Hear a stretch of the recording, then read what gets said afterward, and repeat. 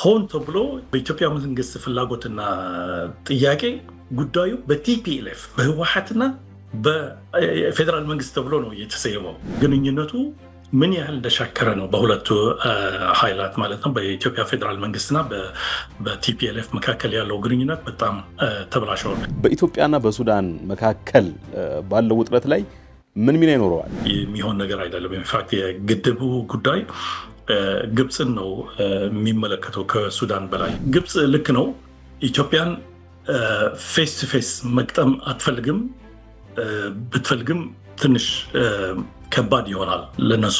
ከሱዳን የእርስ በርስ ጦርነትና የሰሜን ኢትዮጵያው ጦርነት አስቀድሞ የነበራቸው ግንኙነት ኢትዮጵያን ለመክበብ ብዙም የግብፅም ጣልቃ ገቢነት አያስፈልገው። አርኤስኤፍ የሱዳን የሚሊሻ ኃይል በምንም ተአምር ስልጣን ሊይዝ አይችልም። የሱዳን ውስጥ የግብፅ ወደ 70% ፎሬን ዳይሬክት ኢንቨስትመንት የሚመጣው ከኢማሬት ነው። ስለዚህ ግብፅ ራሷ ኢማራቶቹ የሚያስቆጣ ነገር ማድረግ አትችልም። ኢትዮጵያ ምን ያህል በስጋትነት እንደምትመለከተው ያሳያል። የሱዳንና የግብፅን ወታደራዊ ትብብር ምንድን ነው ያለው እዚህ ጋር? እዚህ ላይ እንግዲህ የኤርትራ ተሳትፎ እንደ ምናልባት ሰከንደሪ ነው የሚመጣው እንጂ ፕራይመሪ አይደለም። አቅሙም የለውም አገር የማስተዳደርም ሌላም። ኦፍኮርስ ቅጥረኞችን በገንዘብ የተታለሉ ወይም ደግሞ የተገዙ ሱዳኖችን ምናምን አምቶ አንድ ስልጣን መያዝ ይቻላል፣ ግን በህዝቡ ተቀባይነት አይኖረውም። በድሮን የሚጠቃ ብዙ ሲቪሊያንስ አለው ኢትዮጵያ ውስጥ። ይሄ ራሱ ብዙ ቅሬታ እየፈጠረ ነው፣ ብዙ ሪዘንትመንት እየፈጠረ ነው። የጅቡቲ ወደብ ይከፈልበታል ይባላል $1.5 ቢሊዮን በአመት። በኤርትራ በኩል በነፃ ነበር የተባለው። የማሳዋና የአሰብ ወደቦች ኢትዮጵያ በነፃ እንድትጠቀምበት ራሳቸው ፕሬዚደንቱ ኤርትራ ያሉት ወጥተው ተናግረዋል። ሱዳንና ኤርትራ ከትግራይ ጋር ተባብረው ኢትዮጵያ ላይ ትልቅ አደጋ ሊፈጥሩ ይችላሉ፣ አትሊስት ለኢትዮጵያ መንግስት።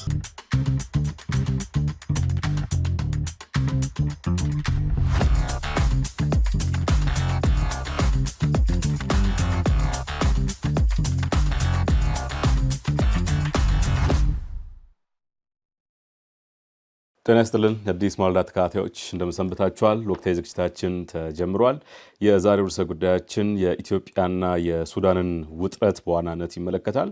እሱ መነሻችን ይሁን እንጂ በአጠቃላይ በአፍሪካ ቀንድ ላይ ያሉትን አዳዲስ የኃይል አስተላለፍ ለውጦችን እንመለከታለን። እንግዳችን ደግሞ አቶ አብዱራህማን ሰይድ ናቸው። አቶ አብዱራህማን የአፍሪካ ቀንድና የመካከለኛው ምስራቅ ተንታኝ ናቸው። በተለያዩ ቋንቋዎች በተለያዩ ዓለም አቀፍ መገናኛ ብዙሃን አስተያየታቸውን በመስጠት ይታወቃሉ። ስለ ስፍራዎቹ፣ ስለ ሁለቱም ስለ አፍሪካ ቀንድና መካከለኛው ምስራቅ የጠለቀ እውቀትና መረዳት አላቸው። ከዚህ ቀደም ካልተሳሳትኩኝ ከአንድ ወር ገደማ በፊት በኢራን ጦርነት ዙሪያ ተገናኝተን ነበር። ብዙዎቻችሁ በ10 ሺዎች የተመለከታችሁትን ቆይታ አድርገን ነበር። አስተያየትም ሰጥታችሁናል። ለሱ ከልብ እናመሰግናለን። እስከ ዝግጅታችን ፍጻሜ ድረስ አብራችሁን ብትቆዩ ደስ እንሰኛለን። ዮሐንስ አሰፋ ነኝ።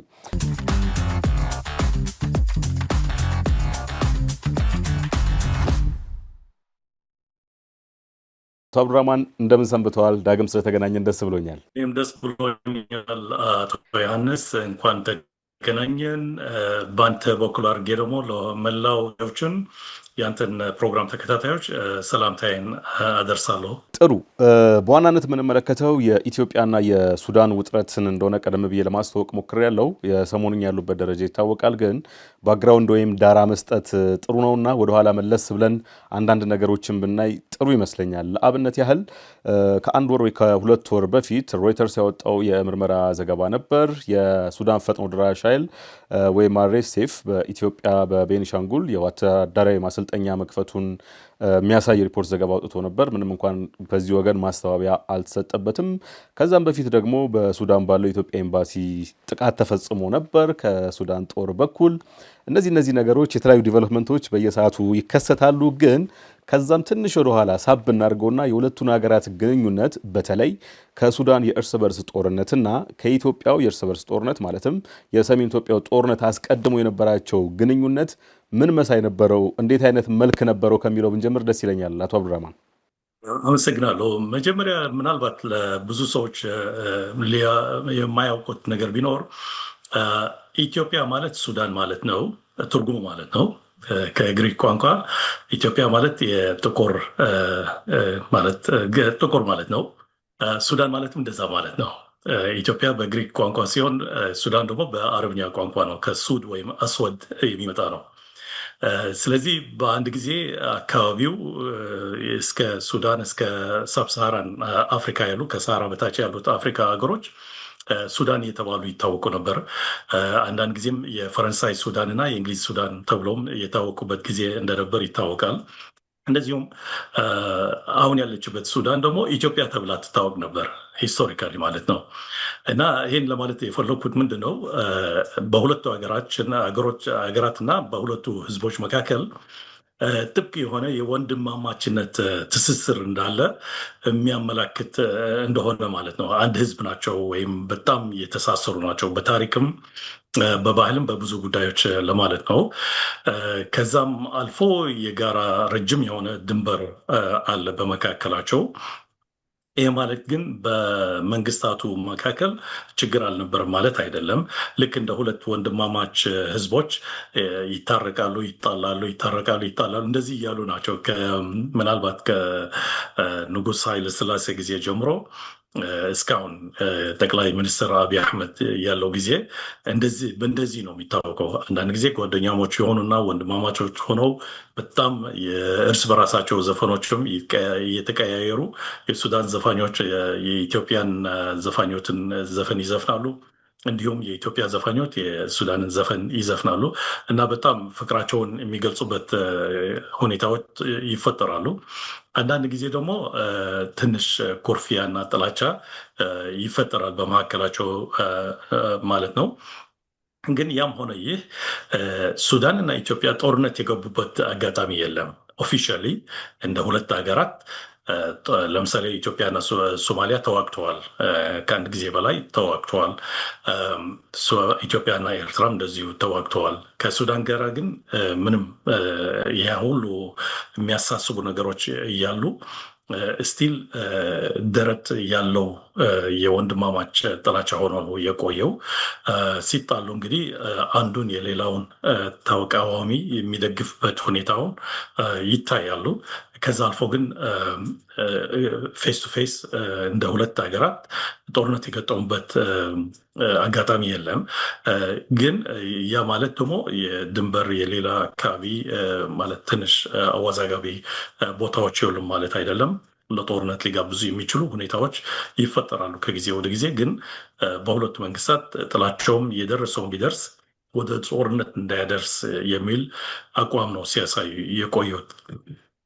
በአሁኑ ጊዜ እንግዲህ በጠቅላይ ሚኒስትር አብይ አህመድ ሲጀምር በ2018 በፈረንጅ አቆጣጠር ማለት ነው በጣም ጥሩ ነበር አጀማመሩ። ኢንፋክት በዛን ጊዜ ልክ በ2019 በሱዳን አመፅ ተፈጥሮ ነበር። የህዝባው አመፅ ማለት ነው። የፕሬዚዳንት ዑመር አልበሺር ከስልጣን የወረዱበት ወይም ለማውረድ አመፅ ሲጀመር ከዛም ወርዶ ሲቀር ሁኔታዎች ትንሽ ተፋጠው ነበር በሲቪሊያኑና በሰላማዊ ሰውና በወታደሩ ኃይል። ወታደሩ ደግሞ በሁለት ላይ የተመሰረተ ነበር። አንደኛ መደበኛ ሰራዊት፣ ሁለተኛ ደግሞ የሚሊሻው ሰራዊት። መደበኛ ሰራዊቱ ራሱ የፈጠረው ማለት ነው። ዛሬ ያለው አልቡርሃን ራሱ የሚሊሻውን ኃይል ለዳርፎር ያሉ ተቃዋሚዎች እንዲያቆሙላቸው ወይም እንዲተባበሯቸው ተብለው የተመሰረቱ ነበሩ። ከዛ በኋላ እንግዲህ ሚሊሻው ከዳርፎር አልፎ ትንሽ ማለት ፈጠም እያለ ሲመጣ ለሌላ አካባቢዎች እንዲያግዛቸው ለሰራዊቱ እንዲያግዝ ተብሎ ማለት ዲፕሎይ መደረግ ጀመረ። ለዚህም ነው የራፒድ ሪስፖንስ ፎርስ የሚሉት ፈጣኝ ፈጥኖ ደራሽ ምናምን ማለት ነው። እና ስራው ሁሉ ጊዜ ለመደበኛ ሰራዊቱን ለመደገፍ ብቻ ነበር።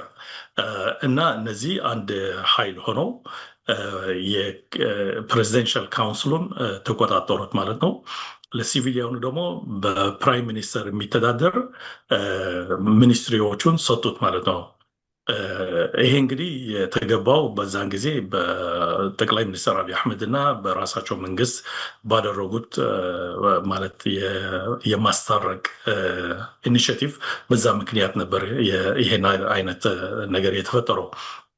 ከዛ ቀጥሎ ግን ሚሊሻው እና መደበኛ ሰራዊቱ ሲጣሉ ዋናው ያጣላቸው ነገር ምን ነበር? መጀመሪያ ለሲቪሊያኖቹ በአብደላ ሐምዶክ የሚመራ ጠቅላይ ሚኒስትር የነበረው በዛን ጊዜ እሱን ካገለሉ በኋላ ሲቪሊያኖቹንም በጣም እንትን ካዳከሟቸው በኋላ እንግዲህ ስልጣኑን ወደ መቆጣጠር በሚደርሱበት ጊዜ መደበኛ ሰራዊቱ የሚሊሻው በኦፊሻሊ ወደ መደበኛ ሰራዊቱ እንዲቀላቀል ጠየቀ ማለት ነው። ምክንያቱም ኃይሉ የሚሊሻው ኃይል ከ20 ሺህ የነበረው ወደ በዛን ጊዜ በ2000 አካባቢዎች ወደ 120 ሺህ ደረሰ ማለት ነው። 100 ሺህ ጭማሪ ወታደር አድርጎ ከዛም በላይ በጣም ኃይለኛ የሆነ የመሳሪያና የውትድርና ወይም የጦርነት እንትን ኤክስፒሪየንስ አከማቸ። በዚህ ምክንያት መደበኛ ሰራዊቱ ስጋት ገባበት። ደግሞም ትክክል ነው። ምክንያቱም በአንድ ሀገር ውስጥ ሁለት አይነት ሰራዊት ሊኖሩ አይችሉም። ማለት ፖለቲካል ፓርቲስ የተለያዩ ሊኖሩ ይችላሉ። ማርክሲስት ራይት፣ ሴንተር ራይት ምናምን እየተባለ የተከፋፈሉ በፖለቲካ ሊኖሩ ይችላሉ። በአንድ ሀገር ውስጥ ግን ሁለት አይነት ሰራዊቶች መኖር በጣም አደገኛ ነው እና የጊዜ ጉዳይ ነበር ወደ ጥላቻ እንደሚጎቡት። ስለዚህ ሚሊሻው ወደ መደበኛ ሰራዊት አልገባም ብሎ አሻፈረኝ አለ። ከዛም ኔጎሽየት ሲያደርጉም ለተራዘመ ዓመታት እስከ 10 ዓመት ለሚደርስ ጊዜ ስጡኝ ምናምን ማለት ጀመረ ማለት ነው። እና በዚህ ምክንያት ጥላቻው ተጀመረ። ሚሊሻው ሱዳን ውስጥ ብቻ ሳይሆን ከሱዳን ውጭም ጥሩ ግንኙነት አደረገ። በተለይ ከኢማራቶች ጋር ጥሩ ግንኙነት አድርጎ ነበር፣ እስካሁንም አለው። በዛም የተነሳ ከሱዳን ወጥቶ በየመን በሊቢያ ውስጥም ይሳተፍ ጀመር። የኢማራቶችን ጦርነት ይዋጋ ጀመር ማለት ነው። እሱም ገንዘብ ማስገባት ጀመረ። ከዛም በላይ የወርቅ ማዕድን የሚወጣበት አካባቢዎች እሱንም ተቆጣጥሮ ወርቅን ማውጣትና መሸጥ ጀመረ እና እስከ ሩሲያ ድረስ ክሬምሊን እዛ ትንሽ በቃ እንደ ቫይስ ፕሬዚደንት በነበረበት ጊዜ የሚሊሻው መሪ እዛ ድረስ ደርሰዋል። ስለዚህ የራሳቸው የሆነ ነፃ የሆነ ኢንተርናሽናል ሪሌሽንስ መመስረትም ጀመሩ ማለት ነው። እና ይሄ የግድ ነበር። ሁለቱን ማለት ተቋማት ጦርነት ላይ የመግባት የጊዜ ጉዳይ ነበረ። ጦርነቱ ሲጀምር እንግዲህ በምን ነበር የተጀመረው? በስልጣን ሽኩቻ ነው በሁለቱ ኃይል በኩል። ግን ዋናው ደግሞ አንዱን ማጥፋት እንዳለበት፣ ይሄ በኮንፍሊክት ላይ እንደ ዚሮ ሳም ጌም የሚባል ነው። አንዱን ማሸነፍ አለበት ፍጹም። ስለዚህ ተስማምቶ በምን ላይ ነው የሚስማሙት? ምክንያቱም የሚያስማማ ነገር የላቸውም። መደበኛ ሰራዊት የሱዳን አንድ ብቻ ነው ያለው። ሚሊሻው ደግሞ ምርጫው ወደ መደበኛ ሰራዊት ገብቶ በመደበኛ ሰራዊት ኮማንድ ኤንድ ኮንትሮል ውስጥ መግባት አለበት ማለት ነው፣ መታዘዝ አለበት። እሱም ማያደርግ ከሆነ እንግዲህ ምን ልትለው ነው? ሌላው ደግሞ የሚሊሻው ችግር የሚወክለው አካባቢ ይሁን ጎሳ የለም። ምክንያቱም በሱዳን ውስጥ የእርስ በርስ ጦርነት ሲደረግ ሁልጊዜ የሚነሳው ጥያቄው ምንድን ነው? የሆነ ጎሳ ወይም የሆነ አካባቢ ከዴቨሎፕመንት ተገለዋል፣ ከስልጣን ተገለዋል፣ ከስራ እድል ተገለዋል ከምናምን እየተባለ ነው። እንትኖ ከሳውት ሱዳን ይሁን ኑባ ማውንቴንስ ያሉ ይሁኑ ሌሎቹ እንደዚህ እያሉ ነው። ስለዚህ ዳርፎርም ጨምሮ ማለት ነው። ስለዚህ ክሊር የሆነ ዓላማ ያለው እንትን ይሆናል ማለት ነው። ሬብልስ ይሆናሉ። ስለዚህ ሱዳን መንግስት ከነሱ ጋር አቡጃ ናይጄሪያ ውስጥ ይሁን አዲስ አበባ ይሁን ሌላም ሀገር ሄዶ የመስማማት የመደራደር አጀንዳ ይኖረዋል ማለት ነው። እነሱም አጀንዳ አላቸው። ከሚሊሻው ጋር ግን ምን ላይ ነው የሚስማሙት? ምንም አይነት አጀንዳ ያለም። ሚሊሻው አንዳንድ ጊዜ ምን ይላል? ዓላማው የሲቪሊያን መንግስት ለመመለስ ነው። ግን ሲቪሊያኑ ደግሞ አልወከልከኝም ነው የሚለው። ማለት አትወክልኝም፣ ከመደበኛ ሰራዊቱም ሆነ አመፁን ብዙ ግፍ ፈጽመሃል። በዛው ላይ ደግሞ ይህን ሁሉ በሚሊዮኖች የሚያሳድድ ጦርነትም አያስፈልግም ለሲቪሊያኑ ከተባለ ማለት ነው። ስለዚህ በዚህ ምክንያት ሚሊሻው ደግሞ የተወሰነ ዓላማ የፖለቲካል ዓላማ የለውም። መደራደሪያ ሊሆን የሚችል ዓላማ የለውም። በዚህ ምክንያት አንደኛውና ዋናው ሊባል የማይፈለገው ምንድነው ቅጥረኛ ሰራዊት ሆኖ ስላለ የሌላ ሀገር ማለት ነው። በተለይ የምትከሰሰው እዚህ ላይ ኢማራት ናት እና በኢማራት የሚታዘዝ ስለሆነ ኢማራቶቹን ነው አቁም ሊሉት የሚችሉት፣ ጦርነቱ ተስማማ ሊሉት የሚችሉት፣ አልተስማማም ሊሉት የሚችሉትም። በዚህ ምክንያት እንግዲህ ብዙ ድጋፍ መጀመሪያ በሊቢያ በሀፍተር አድርጎ ከዛ በኋላ በቻድም በሴንትራል አፍሪካም በደቡብ ሱዳንም ሳይቀር እርዳታ የመሳሪያና የሌላ ቁሳቁስ እንዲሁም የድሮን ኦፕሬተርስ ቅጥረኞች ከኮሎምቢያ ምናምን እያስመጡ እዛ ጦርነቱ እንዲቀጥል አድርገው ነበር። በቅርቡ አሁን አንተ ትንሽ ያነሳው የሬውተርስ ምናምን ያልከው እሱ ደግሞ በኢትዮጵያ በኩል አሁን ሚሊሻው ከምዕራብና ደቡባዊ ምዕራብ ሱዳን አልፎ አሁን በመካከለኛ ምስራቅ ከኢትዮጵያ ጋር ያለው ድንበር አካባቢ በዛ እየመጣ ነው እና ወደዛ ለመምጣት እንግዲህ የኢትዮጵያ ሎጂስቲካል ደገፍ ያስፈልገዋል። የማሰልጠን ብቻ ሳይሆን መሳሪያውን የሚገባበት ለምሳሌ ከበርበራ ወደብ በሶማሊላንድ ገብቶ በኢትዮጵያ አልፎ ወደ እዚህ ኃይል ይመጣል ማለት ነው። ይህ አካባቢ ለኢትዮጵያም ለሱዳንም በጣም ሴንሲቲቭ ነው። ለኢትዮጵያ የአባይ ግድብ ያለበት አካባቢ እሱ ነው፣ የቤኒሻንጉል ክልል ማለት ነው። ከሱዳን ደግሞ ርቀቱ ወደ 10 ኪሎ ሜትር ነው እና እዚህ ላይ የሆነ አይነት የጦር መከማቻ ማድረግ ወይም መመስረት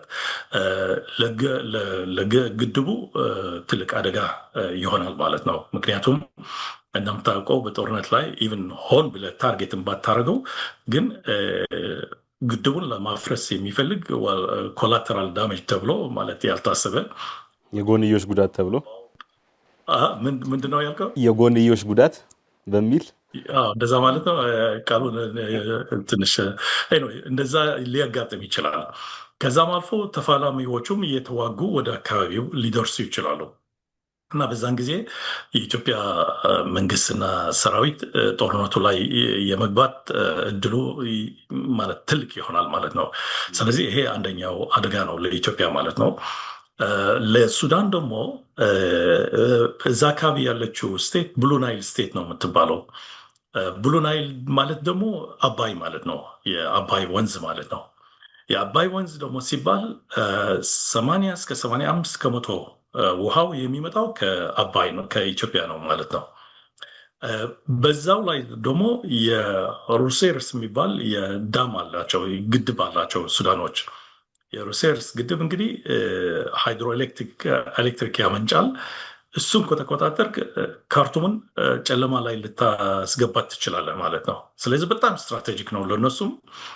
በግድቡ አንጻር ይሁን በሃይድሮ ኤሌክትሪኩ ከብዙ ዓመታት ሲጠቀሙበት የቆዩ አካባቢ ነው ማለት ነው እና ከዛም በኋላ ካርቱምን እና ሌሎቹ የሱዳን አካባቢዎች በተለይ የምስራቅ ሱዳን አካባቢዎች ለመቆጣጠር ብዙ አይዳግታቸውም። ከዳርፎር ስትመጣ በጣም ሩቅ ነው፣ ዴዘርት ነው እና ክፍት ነው ደግሞ እና በድሮን እና በአየር ኃይል ለመጠቃት ትዳረጋለህ ማለት ነው። በብሉ ናይል ግን ስትመጣ በቤኒሻንጉል ምናምን ጫካማ ተራራማ የእርሻ አካባቢዎችን ምናምን እየጣስክ ነው የምትሄደው እና ጥሩ ለጦርነት ሊያመች ይችላል። ውሃም ብዙ አለው ማለት ነው አካባቢው እና በዚህ ምክንያት ሱዳኖች ኢትዮጵያን ሲያስጠነቅቁ ቆይተዋል። ይህን ነገር ትክክል አይደለም፣ ማቆም እንዳለበት በኢትዮጵያ በኩል ኦፍኮርስ ሲያስተባብሉት ቆይተዋል። ዋናው እንግዲህ ሬውተሮቹን ሲመዘግቡት ሬውተር ከነጭብቱ ነው ያመጡት የሚሊትሪ ካምፑን። በዛው ላይ ደግሞ አሁን በቅርቡ በድሮን ካርቱም ኤርፖርት ላይ ሲጠቃ እነዚህ ድሮኖች ከኢማራት መጥተው ከባህር ዳር ነው የተወነጨፉብን ብለው ክስ አቅርበዋል። እና በዚህ ምክንያት የሱዳን አምባሳደር አዲስ አበባ ውስጥ የነበረው ከአዲስ አበባ ወደ ካርቱም እንዲመጣና ለምክክር ተብሎ ነው። እንግዲህ እስካሁን የሚገርም ግንኙነታቸው ዲፕሎማቲካሊ ሳይቀርም ተቋርጦ አያውቅም በሁለቱ መንግስታት ሲጣሉም ሲዋደዱም ሁልጊዜ ዲፕሎማቲክ ሪሌሽኑ ጥሩ ነው። ለሱዳንም አስፈላጊ ነው አዲስ አበባ ላይ ኤምባሲ መኖሩና ምክንያቱም አዲስ አበባ ላይ ኤምባሲ መኖር አዲስ አበባ የኢትዮጵያ ካፒታል ብቻ ሳትሆን የአፍሪካም ካፒታል ናት። የአፍሪካ አንድነት ያለባት ሀገር ስለሆነች ከኢትዮጵያ ጋር ፍጹም ዲፕሎማቲክ ሪሌሽንሽፕ ማቋረጥ ትንሽ ጉዳቱ ይበዛል ከጥቅሙ ለማለት ነው። እና በዚህ ምክንያት አምባሳደሩ የሱዳን አምባሳደር የተጠራው ከአዲስ አበባ ለምክክር ነው። ይሄ ዲፕሎማቲክ ቋንቋ ነው፣ ግን ዲፕሎማቲክ ሪሌሽኑን ገና አልተቋረጠም ነው ያለው። ጥሩ ሰፊ ማብራሪያ ነው የሰጡኝ አቶ አብዱራህማን። እስቲ ወደ ወታደራዊ መካሰስና ወደ ድሮን ጥቃቱ እንሻገር። የሳፍ ወይም የሱዳን ብሔራዊ ጦር ያቀረበው ክስ ከባህር ዳር የተነሱ የኤሚራቲዎቹ ድሮን ጥቃት ፈጽመውብኛል የሚል ነው። ከዚህ በኋላ ወታደራዊ ኢላማ ልትሆን ትችላለች ነው ያለው ኢትዮጵያን።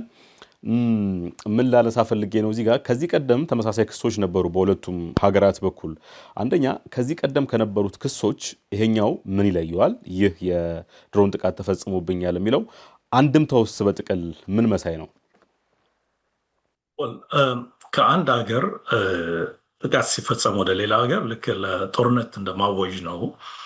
በዛው ላይ ጥቃት የተፈጸመበት አካባቢም የሲቪሊያን ኢንፍራስትራክቸር ነው፣ የሲቪሊያን ተቋም ነው። እሱም ደግሞ የካርቱም ኤርፖርት ማለት ነው። ሌላው በቅርቡ ነው የሱዳን መንግስት ወደ ካርቱም የተዘዋውረው። ለጊዜው ፖርት ሱዳን የሚባል ከተማ ሁለተኛ ታላቁ ከተማ ወደባዊ ከተማ ነው። እዛ ነበር የቆዩት። ምክንያቱም ካርቱም በሚሊሻው ቁጥጥር ስር ስለነበረች ለብዙ ጊዜ ጦርነት ስለነበረበት መንግስት የሱዳን መንግስት ለጊዜው በፖርት ሱዳን ነበር የቆየው እና በቅርቡ ሚሊሻውን ከካርቱም ጠራርጎ ሲያስወጣ መንግስትም እና የመንግስት ሚኒስትሮች እና አምባሳደሮቹም ኤምባሲዎቹም ወደ ካርቱም እንዲመለሱ ተደርጎ ነበር። ከዛም አንጻር ሲታይ ኤርፖርቱ በጣም አስፈላጊ ነበር ለሱዳኖች ለመመለስ ይሁን ለውጭ ዜጎች፣ ለኤምባሲዎች፣ ለምናምን የካርቱም ኤርፖርት በጣም አስፈላጊ ነው እና እሱን ሲያጠቁ እንግዲህ የካርቱም መንግስት የካርቱም ወደ የመመለሱ ጉዳይ እሱን ለማስተጓጎል እየታለመ ነው የሚመስለው እና በዚህ ምክንያት ክሱን ቀርበዋል።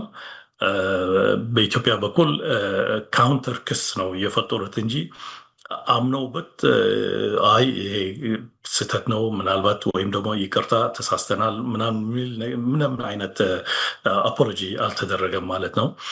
በዚህ ምክንያት እንግዲህ የሱዳን እና የኢትዮጵያ ጉዳይ ከመካሰስ አልፎም ወደ ሌላ አደገኛ አዝማሚያ ሊሄድ ይችላል። እንዳልኩ መጀመሪያ ለሁለቱ ድንበራቸው በጣም ሴንሲቲቭ በሆኑ አካባቢዎች ናቸው። ለኢትዮጵያ ቤኒሻንጉል ሲባል የቢሊየንስ ኦፍ ዶላርስ የጠፋበት ወይም የወጣለት እንትን ግድብ አለ። ይሄ ግድብ ለኢትዮጵያ ልማት በጣም አስፈላጊ እንደሆነ ለሃይድሮ ኤሌክትሪክ ማመንጫም አስፈላጊ እንደሆነ ይነገርለታል ማለት ነው። በሱዳን በኩልም እንደዛ ሩሴርስ የሚባል ግድብ አለ። ይሄ ግድብም ለሃይድሮ ኤሌክትሪክ ይሁን ሌላ ብዙ ጥቅም ያለው ነው። እንዳልኩ ደግሞ ይህን አካባቢ የሱዳን ብሉ ናይል ስቴት ከተቆጣጠር ካርቱም እና ሌላው የምስራቃዊ ሱዳን አደጋ ላይ ትጥላለ ማለት ነው። ስለዚህ የህልውና ጉዳይ ሊሆን ነው ለሁለቱ መንግስታት። በዚህ ላይ ኦፍኮርስ የሚወሳሰቡ ነገሮች ሊኖሩ ይችላሉ። ለምሳሌ ይቅርታ፣ በኢትዮጵያ በኩል ካውንተር ክሱን ያልኩት ምንድነው ሱዳን ለኢትዮጵያ ተቃዋሚ ኃይሎች በተለይ ለትግራይ ተቃዋሚ ኃይል ይደግፋሉ የሚል እንትን አለ፣ ክስ አለ። ስለዚህ ሱዳን እና ኤርትራ ከትግራይ ጋር ተባብረው ኢትዮጵያ ላይ ትልቅ አደጋ ሊፈጥሩ ይችላሉ። አትሊስት ለኢትዮጵያ መንግስት፣ ለኢትዮጵያ እንደ ሀገር ካልሆነም ለኢትዮጵያ መንግስት ግን ትልቅ ቻሌንጅ ሊሆኑ ይችላሉ። በዚህ ምክንያት እንግዲህ ሁኔታዎቹ ወደ ዳይሬክት ኮንፍሮንቴሽን ባያስገባቸውም ግን ወደ አደገኛ አዝማሚያ ሱዳን ለምሳሌ በሱዳን ውስጥ ወደ 20 ሺህ የሚጠጉ ታጣቂ ኃይሎች አሉ። ከትግራይ ያኔ በትግራይ ጦርነት ድንበሩን አቋርጠው ወደ ሱዳን የተሻገሩ ማለት ነው። ይሄ ሬዲ ኃይል ነው። ሱዳኖች ለዚህ ኃይል ከደገፉትና የሚያስፈልገውን ቁሳቁስና መሳሪያ ምናምን እንዲያስገባ ካስፈቀዱለት ራሱ በጣም ትልቅ አደጋ ሊፈጥር ይችላል በኢትዮጵያ መንግስት ላይ ማለት ነው። በኢትዮጵያም በኩል እስካሁን በይፋ እየደገፍነን አርኤስኤፍን ምናምን ባይሉም ግን ወደዛ አካባቢ ኦፕንሊ ዲክሌር ካረጉ እነሱም አደጋ ሊፈጥሩ ይችላሉ ሱዳኖች ላይ ማለት ነው። ዋናው ግን አሁን ያለው ጥላቻው በሱዳንም ይሁን በኢትዮጵያ በኩል የሁለቱ ጥላቻ አይደለም። በውጭ ሀገር በውጭ አጀንዳ በኢማራቶችና ከኢማራት በስተጀርባ ባሉ ኃይላት የሚደረግ ነው። ስለዚህ ኢትዮጵያ እዚህ ላይ የኢትዮጵያ መንግስት ላይ የትራንዚት ሰርቪስ ነው የሚያደርገው ያለው እስካሁን ልክ ነው። ባለፈው በሚዲያ ሲስተጋባ የቆየው ሚሊተሪ ካምፕ እንዳለ ከዛም አልፎ የኢትዮጵያ ሚሊተሪ አዛዦች በስልጠና እንደሚያሰለጥኑ ምናምን ተነግሮ ነበር። ግን ያን ያህል አስፈላጊ አይደለም የኢትዮጵያ አሰልጣኝ እዛ ላይ። ምክንያቱም ኢማራቶች ማለት ከውጭ ቅጥረኞች ከኮሎምቢያም ከሌላ ከዩክሬንም ከሌላም አምጠው ማሰልጠን ይችላሉ ሰራዊቱን። ግን ኢትዮጵያ የምትፈለገው እዚህ ላይ በዋነኝነት የትራንዚት ሰርቪስ እንድትሰጥ ነው። መሳሪያ የሚገባበት፣ ድሮን የሚገባበት፣ ፒክአፕ ቶዮታ የሚገቡበት ምናምን እንደዛ። ከዛም አልፎ ትንሽ የሕክምናም የሌላም እርዳታ የሚሰጥበት አካባቢ ወይም ተቋማት እንዲኖሩ ነው የሚፈለገው። ለዚህም ነው እንግዲህ በአሜሪካ በኩል ለምሳሌ በቅርቡ እየተደረጉ ያሉት ይሄን ነገር ወደ ተፋፋመ ጦርነት እንዳይሄድ ከኤርትራም ይሁን ከሱዳን ይሁን እንደዛ እንዳይሆን በኢትዮጵያ ላይ መልእክት እየተላከ ነው፣ ከአሜሪካም ከአውሮፓ ህብረትም። ጥሩ። የኢትዮጵያ ውጭ ጉዳይ ሚኒስትር ከእሱን አስመልክቶ በሰጠው ምላሽ በውጭ ኃይሎች ፍላጎት የቀረበ ክስ ነው ብሎታል እና አንዳንዶች ይህንን ከግብፅ በተለይ ጋር አያይዞ የመተንተን ነገር ተመልክቻለሁ እና ኢትዮጵያ ምን ያህል በስጋትነት እንደምትመለከተው ያሳያል። የሱዳንና የግብፅን ወታደራዊ ትብብር ምንድን ነው ያለው እዚህ ጋር? መጀመሪያው የውጭ ኃይሎች አጀንዳ ምናምን የሚለው በኢትዮጵያ በኩል ያለው ነው። የውጭ ኃይል እንትን አጀንዳ ይዞ እየመጣ ያለው በሱዳን በኩል ግን ይሄን ነገር ኦፍኮርስ በአባይ ግድብ ላይ ትንሽ እንትን አለመስማማት አለ ከሱዳኖች ጋራም ከግብጾቹ ደግሞ በታላቁ ግን ይሄ እንትን አይደለም፣ ለሱዳን ብቻ አይደለም፣ ለግብፅም በቀጥታ ይመለከታቸዋል ማለት ነው። ስለዚህ በተዘዋዋሪ የሚሆን ነገር አይደለም። ኢንፋክት የግድቡ ጉዳይ ግብፅን ነው የሚመለከተው ከሱዳን በላይ። ሱዳን ኢንፋክት እዚህ ላይ እንደ ትራንዚት ነው። ከውሃውም የራሱ እንትን ድርሻ አለው። ከውሃው የራሱን ድርሻ ሳይቀር ነው ወደ ግብፅ የሚሄደው። ስለዚህ ምክንያቱም ሱዳን የእርሻ ለም መሬት አላቸው፣ በተለይ ደግሞ ዝናብም የሚዘንባቸው አካባቢዎች አሉ። ግብፅ ግን በፍጹም ዴዘርት ነው፣ ከጫፍ እስከ ጫፍ በሙሉ ዴዘርት ነው እና 95% የግብፅ የሚጠጣ ውሃና እንትን የእርሻ ልማት በአባይ በናይል ሪቨር ነው። ናይል ወደ ግብፅ ሲደርስ ኦፍኮርስ ካርቱም ላይ የዋይት ናይል እና ብሉ ናይል ይገናኛሉ። ከዛ አንድ ወንዝ ሆነው ወደ ግብፅ ይሄዳሉ ማለት ነው። ግን ስቲል እንዳልኩት ቅድም ወደ 85% የሚሆን ከአባይ የሚመጣው ነው እና በኢትዮጵያና በግብፅ ያለው ውጥረት ሲታይ ቀጥታ ግብፅን የሚመለከት ጉዳይ ነው የሚሆነው። ይሄ አንደኛው ነው። ሁለተኛው ደግሞ በሱዳን በኩል የሚመጣው ለምሳሌ ክስ ወይም ወደ ሱዳንን ዓላማ ያደረገ ክስ ግብፅን ለሱዳን እንደዚህ አድርጉ ሊሏቸው አይችሉም። ምክንያቱም በተለይ በዚህ ጉዳይ ላይ አርኤስኤፍ ሪያሊቲ ነው፣ እዛ መሬት ላይ ያለ አንድ ኃይል ነው። ይሄ ደግሞ ኃይሉ እስካሁን በአጎራባች ሀገሮች እንደ ቻድ፣ እንደ ሴንትራል አፍሪካ፣ እንደ ሳውት ሱዳን፣ አሁን ደግሞ እንደ ኢትዮጵያ ያሉት በዛ እየተደገፈ ነው ሱዳንን ሊያጠቃ የሚሞክረው ወይም የሱዳንን መንግስት። ስለዚህ እዚህ ጉዳይ ላይ አርኤስኤፍ የግብፅ እንትን አይደለም፣ ተቀጣሪ አይደለም። የሱዳን ደንበኛ መደበኛ ሰራዊትም እንደዛው። ግን ይሄ ማለት በሱዳን መደበኛ ሰራዊትና በግብፅ መካከል ስምምነቶች የሉም ማለት አይደለም። ለብዙ ጊዜ ኢንፋክት ግብፅና ሱዳን ስትራቴጂክ ሊንክስ አላቸው። ኦፍኮርስ መሬት ላይ ሊያስተገብሩት አልቻሉም። ይሄ ደግሞ በግብጾች ስንፍና ነው ሊባል ይቻላል። እሱም ደግሞ ምንድን ነው ለሱዳንን እንደ እኩል ፓርትነር አያዩዋቸውም። ሁሉ ጊዜ እንደ አነስተኛ ፓርትነር አድርገው ነው እንደ አነስተኛ ፓርትነር አድርገው ነው የሚያያቸው። እና ለዚህም ይሆናል ሱዳን ማለት ብዙ ችግር ሲደርስበት አስቀድመው ግብጾች ማሰብ የነበረባቸው ጉዳዮች በጣም ቆይተው ነው የሚመጡት ጉዳዩ ላይ። በዛ ምክንያት ለእነሱን ኢንፍሉወንስ በጣም እንትን ደካማ ያደርገዋል ሱዳን ውስጥ ማለት ነው። እና ይሄም ችግር እንዳለ በሱዳን እና በግብፅ መካከል ያለው ግንኙነት ስምምነቶቹ ቢኖሩም አተገባበሩ ላይ ጥሩ አካሄድና አያያዝ የላቸውም። በዚህ ምክንያት የተዳከመ ነው። ሶስተኛው ደግሞ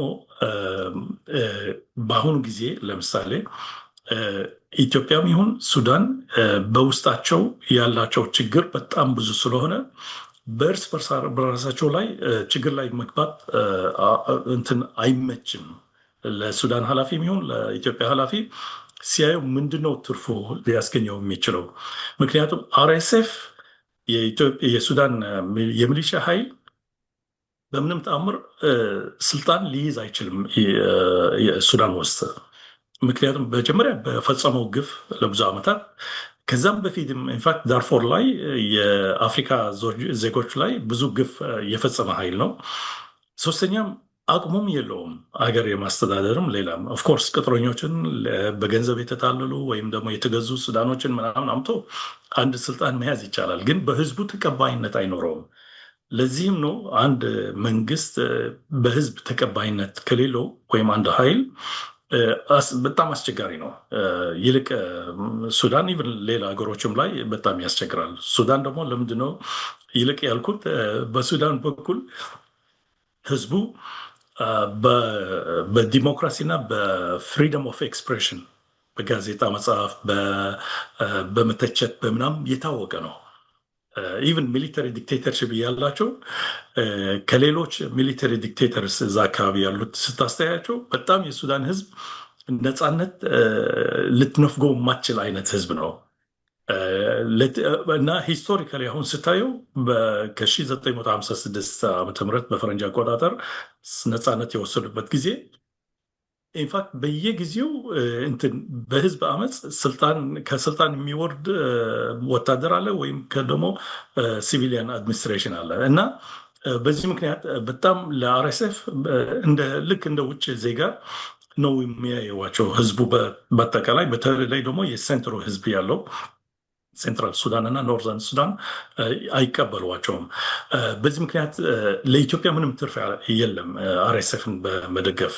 ኢንፋክት እነሱም ይፈልጉት በተለይ በኢትዮጵያ በኩል ይሄንም ሲጥሩበት የነበሩ ይመስላል። ሲጀምሩ እንዳልኩት በ2018 ምናምን ከመደበኛው ሰራዊቱ ጋር ጥሩ ግንኙነት ለመፍጠር ነበር እና ለሁለቱ ጠቃሚ አይሆንም ለማለት ነው።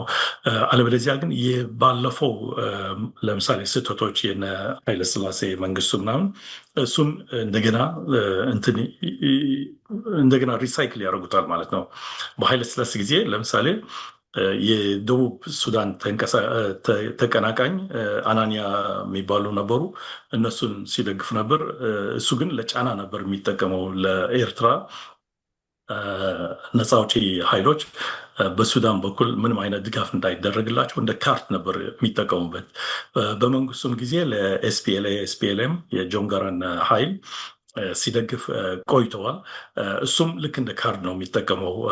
እነሱም በሱዳን በኩልም ለኤርትራም ይሁን ለኢትዮጵያ ተቃዋሚዎች ሲደግፉ እንደ ካርድ ነበር። በዚህ ሁኔታ ነበር ሲቀጥል የቆየው። ግን ግንኙነቱ መሻከሩ ራሱ ለሁለቱ ሀገራት ህዝቦችና እንደ ሀገራት ብዙ ጉዳት ይፈጠር ነበር። በድንበሩ አካባቢ ይሁን በኢኮኖሚው በሌላው እና ትርፍ የለውም።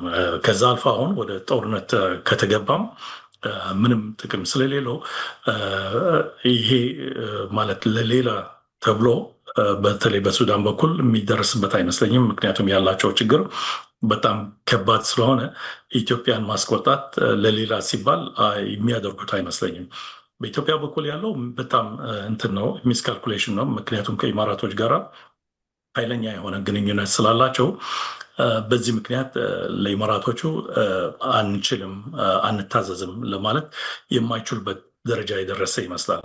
በዚህ አኳያ ምናልባት ትንሽ ልገልጸው የምፈልገው ግብፅም ትገባለች። ለምሳሌ ግብፅ አሁን ትንሽ እዚህ ስብሰባ ወይም እዚህ ኢንተርቪው ላይ ከመምጣቴ በፊት ሌተስት ስታቲስቲክስ ምናምን ሳይ ነበር እና የግብፅ ወደ 7% ፎሬን ዳይሬክት ኢንቨስትመንት የሚመጣው ከኢማሬት ነው። ስለዚህ ግብፅ ራሷ ኢማራቶቹ የሚያስቆጣ ነገር ማድረግ አትችልም። ይሄ ኤክስፕሌን ያደርግልህ ይችላል። ከመደበኛ ሰራዊቱ ጋር ሱዳን ያለው ጥሩ ግንኙነት እያላቸው እነሱ ኦፊሻል እንደሚደግፉትም እየገለጹ ግን እዛ ገብቶ ብዙ ማለት ኦፕን በሆነ መንገድ አርኤስኤፍን ሲያጠቁ ወይም ኢማራቶችን ሲያጠቁ አትሰማቸውም። ምክንያቱም ግብፅ ውስጥ ያለው ኢንቨስትመንት እንዳልኩ ከ70 እስከ 75% የሚደርሰው የውጭ ኢንቨስትመንት ከኢማራት ነው የሚመጣው። ከዛም አልፎ ኢንፋክት ከካይሮ ትንሽ ወጣ ብለህ አዳዲስ ከተሞች እየተሰሩ ናቸው እዛም ድረስ በሪል ስቴት ይሁን ከተሞቹ ራሳቸው ሳይቀር እየመሰረቱ ያሉት በኢማራቶች ኢንቨስትመንት ነው። ስለዚህ በለዚህም ነው ፕሬዚዳንት አልሲሲ ወደ አቡዳቢ ኢማራት ማለት በየትንሽ ጊዜ ይሄዳል። ኢንፋክት አሁን ባለፈው ጊዜ የአየር ኃይል ሳይቀር የግብፅ አየር ኃይል እዛ ለማስፈር ተገደዋል። ኦፕንሊ አይደግፉትም ያሉት ጦርነቱ ከኢራን ጋር የሚደረገው ያለው ግን ለኢማራት እንዲደግፍ ወላ ጦርነቱ ላይ ባይገቡም አትሊስት ኤርፎርስ እዛ እንዳለ ትንሽ አሁን በሚዲያ ሊያስወጡት ጀምረዋል። ስለዚህ ይቅር ኢትዮጵያ ወይም የኢትዮጵያ መንግስት በተለይ ደግሞ አሁን ባለው መንግስት ማለት ነው የግብፅም ሳይቀር ከኢሚራት ኢንፍሉወንስ ውጭ ለመውጣት አልቻለም ያለው እስካሁን። ስለዚህ ጉዳዩ እንግዲህ በኢማራቶች እና በሱዳኖች ነው ሊባል ይችላል። ምናልባት ደግሞ ከኢማራት በስተጀርባ ካሉ ኃይሎችም ሊሆን ይችላል እና ይሄ ነው ዋናው ትልቁ ችግር ሆነ ያለው። ጥሩ። ቅድም ስለ የኢትዮጵያ መንግስት በኤሚራቶቹ በኩል አድርጎ አርኤስኤፍን መደገፉ ምንም ጥቅም እንደሌለውና ትርፉ ኪሳራ እንደሆነ እያነሳን ነበረ። ግን አንዳንድ ትንታኔዎች አሉ አብረው የሚነሱ ያ እንደተጠበቀ ሆኖ የእርስዎ ትንታኔና ብዙዎች የሚስማሙበት በተለይ ከግብፅ ከኤርትራና ከሱዳን የሚመጣውን ከበባ ለመስበርና በዙሪያ ያሉትን ነገሮች ለማዳከም ቢሆንስ ይህን ነገር የኢትዮጵያ መንግስት የሚያደርገው የሚል ሙግት አለ። ለዚህ ምላሹ ምንድን ነው? የሚገርም ኢትዮጵያን ለመክበብ ብዙም የግብፅም ጣልቃ ገቢነት አያስፈልገውም። ለምሳሌ ሱዳን እና ኤርትራ የሰማይ የእኛን ሰማይ በኢትዮጵያ አየር መንገድ አይጠቀምበት ብሎ ውሳኔ ከወሰኑ ትልቅ ችግር ቀውስ ሊፈጥር ይችላል በኢትዮጵያ ኢኮኖሚ ላይ። ምክንያቱም የኢትዮጵያ አየር መንገድ አንዱ ከታላቁ የውጭ ማለት ምንዛሪ ማስገቢያ እንደመሆኑ መጠን ወደ አውሮፓና አሜሪካ የሚደረገው በረራ የሱዳን እና የኤርትራን ሰማይ ካልተጠቀሙ ብዙ ኪሳራ ሊያጋጥማቸው ይችላል እና ይሄን ለማድረግ እንግዲህ እንዲያውም የጦር መሳሪያ ምናምን አያስፈልግም፣ መከልከል ብቻ ነው እና ኢትዮጵያን ኤርላይንስ ገቢው ላይ ብዙ ጫና ሊፈጥር ይችላል። በዛ ምክንያት ደግሞ ኢትዮጵያ ላይ ብዙ ጫና ይፈጥራል ማለት ነው። ሌላው ግብፅ ልክ ነው ኢትዮጵያን ፌስ ቱ ፌስ መቅጠም አትፈልግም። ብትፈልግም ትንሽ ከባድ ይሆናል ለነሱ። ግብጾች በተለይ ፓራኖያ አላቸው። በየመን ጉዳይ ላይ ጣልቃ ገብተው ነበር በጀማል አብዱናስር ጊዜ ማለት ነው። ወደ መጀመሪያ ሰባዎቹ አካባቢ ወይም መጨረሻ ስልሳዎቹ አካባቢ ሊሆን ይችላል። የመን ውስጥ የእርስ በርስ ጦርነት ነበር። አንዱ ክንፍ በሳውዲ አረቢያ በኪንግ ፌይሰል ጊዜ ማለት ነው ይደገፍ ነበር። ሌላው ክንፍ ደግሞ በዛን ጊዜ እኔ ፕሮግሬሲቭ አረብ ናሽናሊስት ወይም ፓን አረቢስት ነኝ የሚለው የግብፅ መሪ ጀማል አብድናስር ነበር እና የግብፅ ሰራዊትን ወደ የመን ተላኩ፣ በሺዎች የሚቆጠሩ ማለት ነው። እዛ ላይ በጣም ከባድ ኪሳራ ደረሰባቸው። ምክንያቱም የመን እንደሚታወቀው ህዝቡ በሙሉ የታጠቀ ነው እና ማንኛውም የውጭ ኃይል ለማንኛውም የውጭ ኃይል የሚበገር አይነት ህዝብ አይደለም። በዚህ ምክንያት ብዙ ችግር ስላጋጠማቸው ከዛ በኋላ ወደ ውጭ ሰራዊት ልከው የመዋጋት እንትን አፒታይት የላቸውም ለሀገራቸው። ምናልባት ከእስራኤሎች ጋር ተዋግተዋል። ከአንዴም ምናልባት ወደ 2-3 ጊዜ የሚሆን በ1967 በጣም ትልቅ ኪሳራ ያጋጠማቸውናል ማለት ነው። ከዛ በፊትም በ1948ም ገብተው ነበር መሰለኝ፣ 1973ም እንደዛ። 1956 ደግሞ በፈረንሳይ እስራኤልና እንግሊዝ ለስዌዝ ካናል ናሽናላይዝ ሲያደርግ ጀማል አብድናስር ያኔም ውጊያ ላይ ገብተዋል እና የግብፅ የጦርነት ዶክትሪን ስታየው ሞር ወደ ግብፅ እንትን ያተኮረ ነው። የግብፅን መብት ለመጠበቅ የሚደረገውን እንጂ የግብፅን ሰራዊት ወደ ሌላ አገር የመላክ ብዙ እንትን አታያቸውም። በቅርቡ ኦፍኮርስ እንደ ሰላም ጠባቂ እንደሌላ ወደ ሶማሊያ እየገቡ ናቸው። ሱዳን ውስጥ ነበሩ። አዲስ ነገር የለም እዛ ላይ። ግን እንዳልኩ ፌስ ቱ ፌስ አንድ ትልቅ የሆነ ስቴት ቱ ስቴት ጦርነት ላይ የመግባት አፒታይት የላቸውም። አቅሙም ያላቸው አይመስለኝም። በተለይ ደግሞ በኢኮኖሚ በአሁኑ ጊዜ ግብፅ በጣም ዲፔንደንት ናት በፎሬን ኤድ እና ፎሬን ኢንቨስትመንት። ቅድም ስገልጸው እንደነበርኩ የፎሬን ኢንቨስትመንት ከጋልፍ ሀገሮች ከእነሱም ደግሞ ትልቁ ድርሻ የያዘችው ዩኤኢ ናት። ፎሬን ኤድ ደግሞ በአሜሪካ ኢንፋክት ከእስራኤል ቀጥሎ ታላቋ የአሜሪካ ፎሬን ኤድ ተቀባይ ግብፅ ናት። ሰራዊቷም ሳይቀር ራሱ በቢዝነስ እና በፎሬን ኤድ ነው የሚተዳደረው ማለት ነው። ልክ ነው። ይሄ ለማሳነስ አይደለም፣ ግን ሪያሊቲው እንደዚህ ሆነው ኦፍኮርስ በጣም ኃይለኛ የሆነ ሰራዊት አላቸው፣ ሊዋጋ ይችላል። ግን ደግሞ ማለት አገራትን የሚያስቆጣ ኢፍትሐዊ የሆነ እርምጃ ግን የመውሰድ አቅም የለውም ለማለት ነው። ለዚህ ምክንያት እስካሁን ሲከተሉት የቆዩት ስትራቴጂ ኢትዮጵያን በተመለከተ ይሁን ሌሎቹም ሀገሮች የናይል የወንዙ ምንጭ የሆኑ ሀገሮች እንደ ዩጋንዳ ምናምን በድህነትና በኋላ ቀርነት የመቆየታቸው አድቫንቴጅ ሲወስዱበት ነው የቆዩት ማለት ነው።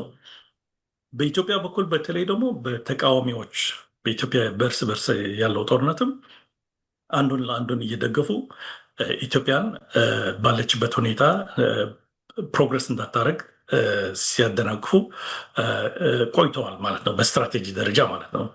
ይሄ ያበጃቸዋል። ግን እነሱ አይደሉም መንስኤው ወይም ጠንቆ። የኢትዮጵያ መንግስታት የወታደሩም ይሁን የንጉሱም አሁን ያለውም ሌላውም ራሳቸው በሚያመጡት ሰበብ ከህዝባቸው ይሁን ከአጎራባች ሀገሮቻቸው ለሌሎቹ እድል ይከፍታል ማለት ነው። እና የሆነ ሀገር ደግሞ አንተ ያንተ ማለት ስትራቴጂ ለነሱ አደጋ ሆኖ ሲመጣ አድቫንቴጁ የሚያየው ሁል ጊዜ የትኛው ነው በታናሹ ኪሳራ ያንተን መብት ልታስከብርበት የምችለው። እና እዛ ላይ ኢትዮጵያ ውስጥ ግርግር ሲፈጠር ወይም ኢፍትሐዊ የሆኑ አሰራሮች ሲሰሩ ያኔ እንግዲህ የውጭ ደግሞ ኢንትረስት ያላቸው ይገቡበታል ማለት ነው። ይሄ ደግሞ ለግብፅ ብቻ የሚመለከት ሳይሆን ኢማራቶቹም ይመለከታል። ለምሳሌ ኢማራቶች የራሳቸው የሆነ ስትራቴጂ አላቸው። እነሱም ከነሱ በስተጀርባ ያሉት ኃይላት እና የኢትዮጵያ መዳከም በኢኮኖሚ በሌላም ይሄን ለነሱ ትልቅ እድል ይፈጥራል ማለት ነው። በዚህ ምክንያት የውጭ ሁል ጊዜ ጣልቃ ገቢነት መክበብም ይሁን አለመክበብም ሁል ጊዜ እሱ አይደለም ጠንቁ፣ ግን ለጠንቁ ታላቁ ተጠቃሚ ሆነው የሚቀርበው ይሄ ይሆናል ለማለት ነው። በዚህ ምክንያት የጉዳዩ መፍትሄው ይሄ ኢንፋክት እንደ መዝጊያው ለጥያቄው ለማለት ነው። መፍትሄው ኢትዮጵያ ውስጥ ነው ያለው። ለምሳሌ በ2018 ጠቅላይ ሚኒስትር አብይ አህመድ ሲጀምሩ በውስጥ በኩል ለምሳሌ ፍቅር፣ መደመር፣ የታሰሩ መፍታት፣ የጋዜጠኞች ነፃነት መጠበቅ ምናምን እያሉ ስለመጡ በሙሉ የኢትዮጵያ ሕዝብ ደስ አለው። ትግራይም ሳይቀር ማለት ነው። እኔ አስታውሳለሁ የእኔ ጠቅላይ ሚኒስትሩ ወደ መቀሌ ሲሄዱ እና ዶክተር ደብረጽዮን ተቀብለው በጣም ነበር ጥሩ አቀባበል ያደረጉላቸው ማለት ነው። ስለዚህ ፖፒላር ሆነዋል። ከአጎራባች ሀገሮችም ከሶማሊያ ፍቅር፣ ከኤርትራም የአልጀርስ ስምምነት በሙሉ ማስተግበር ስምምነት ላይ አወጁና እዛ ላይ መስራት እንዲጀምሩ ጥሩ ግንኙነት እንደነበረ እንዲመለስ ኢንፋክት ምናልባት በአንድ ዓመት ውስጥ ለብዙ ጊዜ ማለት ወደ 3-4-5 ጊዜ የሚሆኑ ጉብኝት ያደረጉበት ሀገር ቢኖር ፕሬዚደንት ኢሳያስ ኢትዮጵያን ነበር። በኢትዮጵያ በኩልም እንደዛው ወደ አስመራ እየተመላለሱ በቃ የእንትን ነገር ሆነ። ኢንፋክት አንድ ጊዜ ሐዋሳ ውስጥ ነው መሰለኝ ፕሬዚደንት ኢሳያስ ምን ብለው ተናግረው ነበር? በኢትዮጵያና በኤርትራ መካከል ሁለት ህዝብ አሉ የሚል ተሳስተዋል። ታሪክ የማያውቅ ነው፣ እኛ አንድ ህዝብ ነን እስከ ማለት ደርሰዋል ማለት ነው። ከሱዳንም እንዳልኩ ሱዳኖችን በማስታረቅ ላይ በጣም ትልቅ ሚና ተጫውተው ነበር በዛን ጊዜ ማለት ነው። ይህን ነገር እንግዲህ ለውጭ አጀንዳ ሲባል እንትን ኮምፕሮማይዝ ተደረገ። ይህን ነገር ተተወ። በውስጥም ይሁን ከውጭ ከአጎራባች ጋር የነበረው አካሄድ ጥሩ የጀመረው ተበላሽተዋል። በማን ውሳኔ? በጠቅላይ ሚኒስትር አብይ አህመድ እና መንግስታቸው። አሁንም ደግሞ መፍትሄም ሊፈለግ ከሆነ ካይሮ ወይም ጀኔቫ ወይም ዋሽንግተን ውስጥ አይደለም፣ ወይም አቡዳቢ ኢማራት ውስጥም አይደለም። የጠቅላይ ሚኒስትሩ ወደ ነበረበት የመመለስ ብቻ ውሳኔ መውሰድና ኦፍኮርስ ብዙ እምነቶች ዳሜጅ ሆነዋል በኢትዮጵያ ውስጥም ከኢትዮጵያ አጎራባች ካሉ ሀገሮችም። ምክንያቱም ዋን ሳይድ ነበር ጥላቻውና የተፈጸመው እና መልሰው አሁን እነዚህ ኃይሎች ሊያምኑ ብዙ ይቅርታ ብቻ መጠየቅ ሳይሆን ብዙ ማለት ልታደርገው የሚገባ ነገሮች ሊኖሩ ነው። ምክንያቱም ትራስት እምነት ነው፣ ልክ እንደ አንድ ምሰሶ ነው። ለማንኛውም ግንኙነት አስፈላጊ ነው እና እምነቱ አሁን ተሰብረዋል። አማራን ልታሳምን ከሆነ፣ ኦሮሞን ልታሳምን ከሆነ፣ ትግራይም ሌሎችም ኃይሎች በኢትዮጵያ ውስጥ ብዙ የመጀመሪያ አክኖሎጂ የማድረግ ስህተቶችን፣ ሁለተኛ ደግሞ ይቅርታ የመጠየቅ፣ ሶስተኛ ደግሞ ኢኒሽቲቭ የመውሰድ ያስፈልጋል። ይሄ ሁሉ በአንድ እጅ ውስጥ ነው ማለት ነው። በኢትዮጵያ እጅ ውስጥ ነው። በኢትዮጵያ ባለው መንግስት እጅ ውስጥ ነው። ከአጎራባች ሀገሮችም እንደዛ።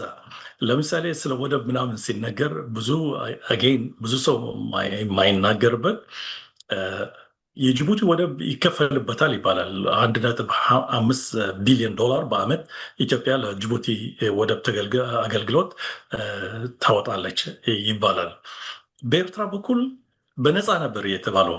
የማሳዋና የአሰብ ወደቦች ኢትዮጵያ በነፃ እንድትጠቀምበት ራሳቸው ፕሬዚደንቱ ኤርትራ ያሉት ወጥተው ተናግረዋል። እና ስለዚህ ነው ዋን ሳይድ ነው ሲባል ስለ ወደብ ችግር አልነበረም።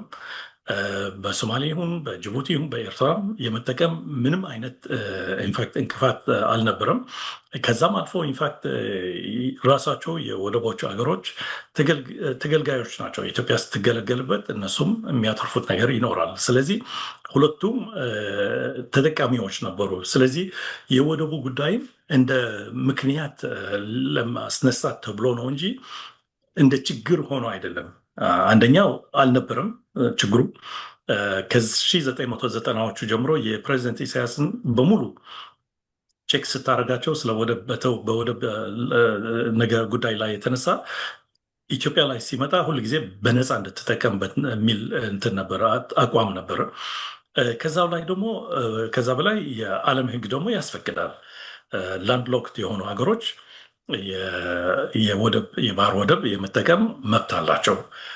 ያን መብት ግን በሰላማዊና በስምምነት በትብብር ነው እንጂ በኃይል አንዱ እኔ ላንድ ሎክድ ስለሆንኩ የጂኦግራፊ ቆዳ ሰፊ ስለሆንኩኝ ወይም የህዝብ ብዛትም ስላለኝ ምናምን ተብሎ አንዱን ሀገር በኃይል መውሰድ የሌላው ሀገር በኃይል የመውሰድ እንትን አያስፈቅድም። ለማንኛውም ግን እንደዛም ሆኖ ተባብረው ሊኖሩበት የሚችሉ ሁኔታዎች በህግ ይሁን በነበራቸው ወዳጅነት በጣም ሊያሳኩት የሚችሉበት ሁኔታ እያለ ነው ወደ እዚህ አሁን ያለንበት ሁኔታ የተደረሰው ማለት ነው። ስለዚህ ይሄን ነገር አክኖሌጅ ካረክ ተሳስተናል ካልክ ሜቢ እንደነበረ እምነቱ ወደ ነበረበት ለመመለስ 100% አይቻልም ይሆናል። ግን አትሊስት አገሮቹም ከኢትዮጵያ ጋር ተፋብተን ለመኖር አንፈልግም እና ተስማምተን እንኖር ካሉ እነሱም ኮምፕሮማይዝ አድርገው ኢትዮጵያ ለምትዘረግላቸው እጅ ተቀብለው አብረው መኖር ይችላሉ። አብረው ደግሞ መጠቀም ይችላሉ። ከኢትዮጵያ የሚመጣ ጥቅም አለ። ከኤርትራም የወደብ ያላቸው ሀገራችን የሚጠቀሙበት ነገር አላቸው። ይሄ ደግሞ ራሱ ለኢትዮጵያ መረጋጋትም ያግዛል ማለት ነው። ምክንያቱም በውስጥ ያለው ችግር አሁን የሚያሰጋው ያለው ምንድን ነው? እነዚህ ሀገራት ተቀይመዋል። የኢትዮጵያ አጎራባች የሆኑ በኢትዮጵያ ውስጥም ያሉ የተቀየሙ ኃይሎችም አሉ። እነዚህ እስካሁን ምናልባት አንድ እርምጃ ለመውሰድ ለመተባበር የተወሰነበት ሁኔታ እስካሁን የለም። እዛ ግን ከተደረሰ በጣም ነው ጉዳዩ ኢት ውል ቢ ቱ ሌት ለማሻሻል ምናምን አይቻልም። ለምሳሌ እኛ አሁን ውጭ ሆነን ስንሰማው በድሮን የሚጠቃ ብዙ ሲቪሊያንስ አለው ኢትዮጵያ ውስጥ። ይሄ ራሱ ብዙ ቅሬታ እየፈጠረ ነው፣ ብዙ ሪዘንትመንት እየፈጠረ ነው። አርሶ አደሩ፣ ሴት ልጅ፣ ህፃናቱ ምናምን ብዙ እንትን ጥቃት እየተፈጸመባቸው ነው። ሌላው ደግሞ ብላንደርስ አለው። ለምሳሌ በአንድ በኩል የኢታማዦር ሹሙ ለትግራዮች መገንጠል ትችላላችሁ፣ መሳሪያው ብቻ ስጡን እንጂ ታንኮቹ ምናምኑ መድፉን ስጡን እንጂ መገንጠል ትችላላችሁ ተብሎ የማይታወቅ ማለት ነው። አንድ መንግስት ሲባል ሁል ጊዜ የአንድን አገር ደህንነት ብቻ ሳይሆን አንድነትም አስጠባቂ ነው እና በታላላቅ ኃላፊዎች አንተ ክልል መሄድ ትችላለህ፣ አንተ ክልልም መጥፋት ትችላለህ ምናምን ሲባል ይሄ የሚፈጥረው ራሱ ሪዘንትመንት አለው እና ብዙ ስህተቶች ተፈጽመዋል። ግን የተፈጸሙት እነሱ ከታረሙ ሁኔታዎች ያሉበት አሁን ለመፍታት ይቻላል እና ወደ ጥሩ ለመመለስ ይቻላል። ለዚህ ደግሞ የግብፅ፣ የኢማራት፣ የሌላም ኃይል አያስፈልግም፣ የአሜሪካን ጭምር ማለት ነው አያስፈልግም። የሚያስፈልገው አንድ ካሬጅስ የሆነ ውሳኔ በጠቅላይ ሚኒስትር አብይ አህመድና መንግስታቸው መውሰድና ይህንን ያልኳቸውን ነገሮች ሳልደግም መራመድ ብቻ ነው። ጥሩ መፍትሄው ላይ ወደ በኋላ እመጣለሁ ብዬ ነበር። በስፋት ስላነሱት ግን አንዳንድ ያልሄድንባቸው ጉዳዮች ስላሉ እነሱን ጥያቄዎች ላስከትል። ትግራይ ላይ የተፈጠረውን ነገር እንደሰሙት ተስፋ አደርጋለሁ። በአንድ ዓመት የስራ ዕድሜ የተራዘመላቸው ጄኔራል ታደሰ ወረደ ያው ስልጣናቸውን ተነጥቀዋል። በህወሓት በኩል ዶክተር ደብረጽዮን ገብረ ሚካኤል ፕሬዚዳንት እንደሆኑ ተነግሯል። በፕሪቶሪያ ስምምነት የፈረሰው ምክር ቤት ዳግም ተሰብስቧል ተብሏል እና ይህ በትግራይ ያለው የፖለቲካ እንቅስቃሴ በአንድ በኩል ኤርትራ ለህወሓት ትሰጠዋለች የሚባለው ድጋፍና ወይም ያለው ግንኙነት በትምህርት ጥቅስ ውስጥ ጽምዶ የሚባለው በኢትዮጵያና በሱዳን መካከል ባለው ውጥረት ላይ ምን ሚና ይኖረዋል? መጀመሪያ የፕሪቶሪያው ስምምነቱ የፈረሰው ኢንፋክት ገና ሲፈራረሙ ጀምሮ ነው።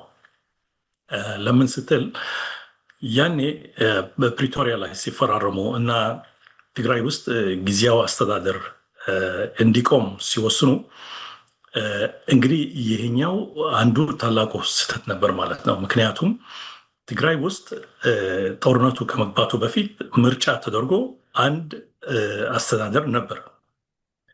ልክ ነው። በዛ በጦርነቱ ምክንያት አስተዳደሩ ፈርሶ ተዳክሞ ነበር።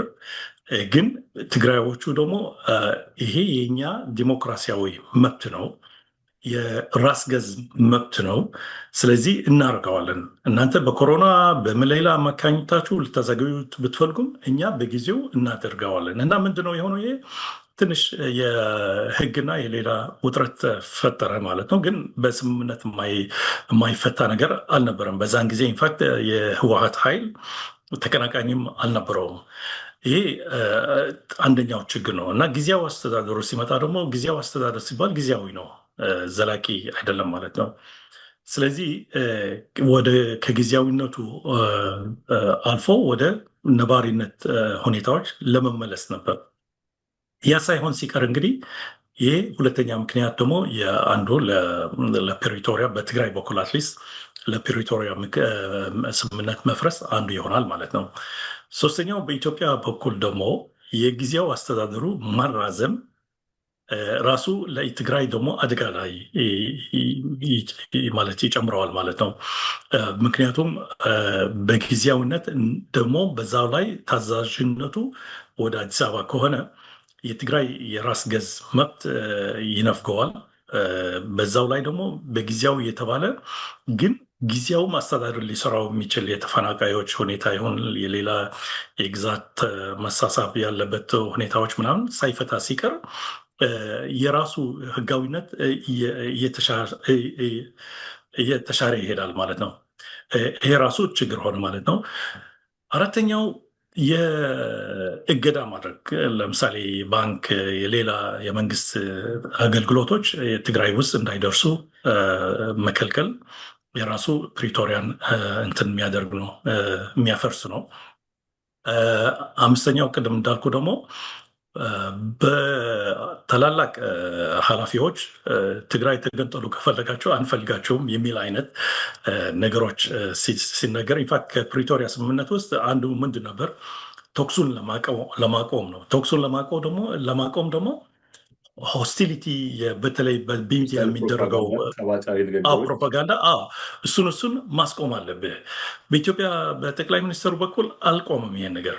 ኃላፊዎቹ ማለት እየተናገረ ነበር። ኢንፋክት በአንድ ጊዜ ጠቅላይ ሚኒስትሩም ሳይቀር በፍጹም ቲፒኤልኤፍ እንደ ፓርትነር የፕሪቶሪያ ስምምነት ባይ ዘ ወይ ኢንፋክት በትግራይ እና በኢትዮጵያ ፌዴራል መንግስት አይደለም፣ ሆን ተብሎ በኢትዮጵያ መንግስት ፍላጎትና ጥያቄ ጉዳዩ በቲፒኤልኤፍ በህወሓትና በፌዴራል መንግስት ተብሎ ነው የተሰየመው። ስለዚህ ለፕሪቶሪያ ስምምነት ፓርትነር የኢትዮጵያ ፌዴራል መንግስትና ፓርትነርሺፑ በኢትዮጵያ ፌዴራል መንግስትና በቲፒኤልኤፍ ነው፣ በትግራይም አይደለም።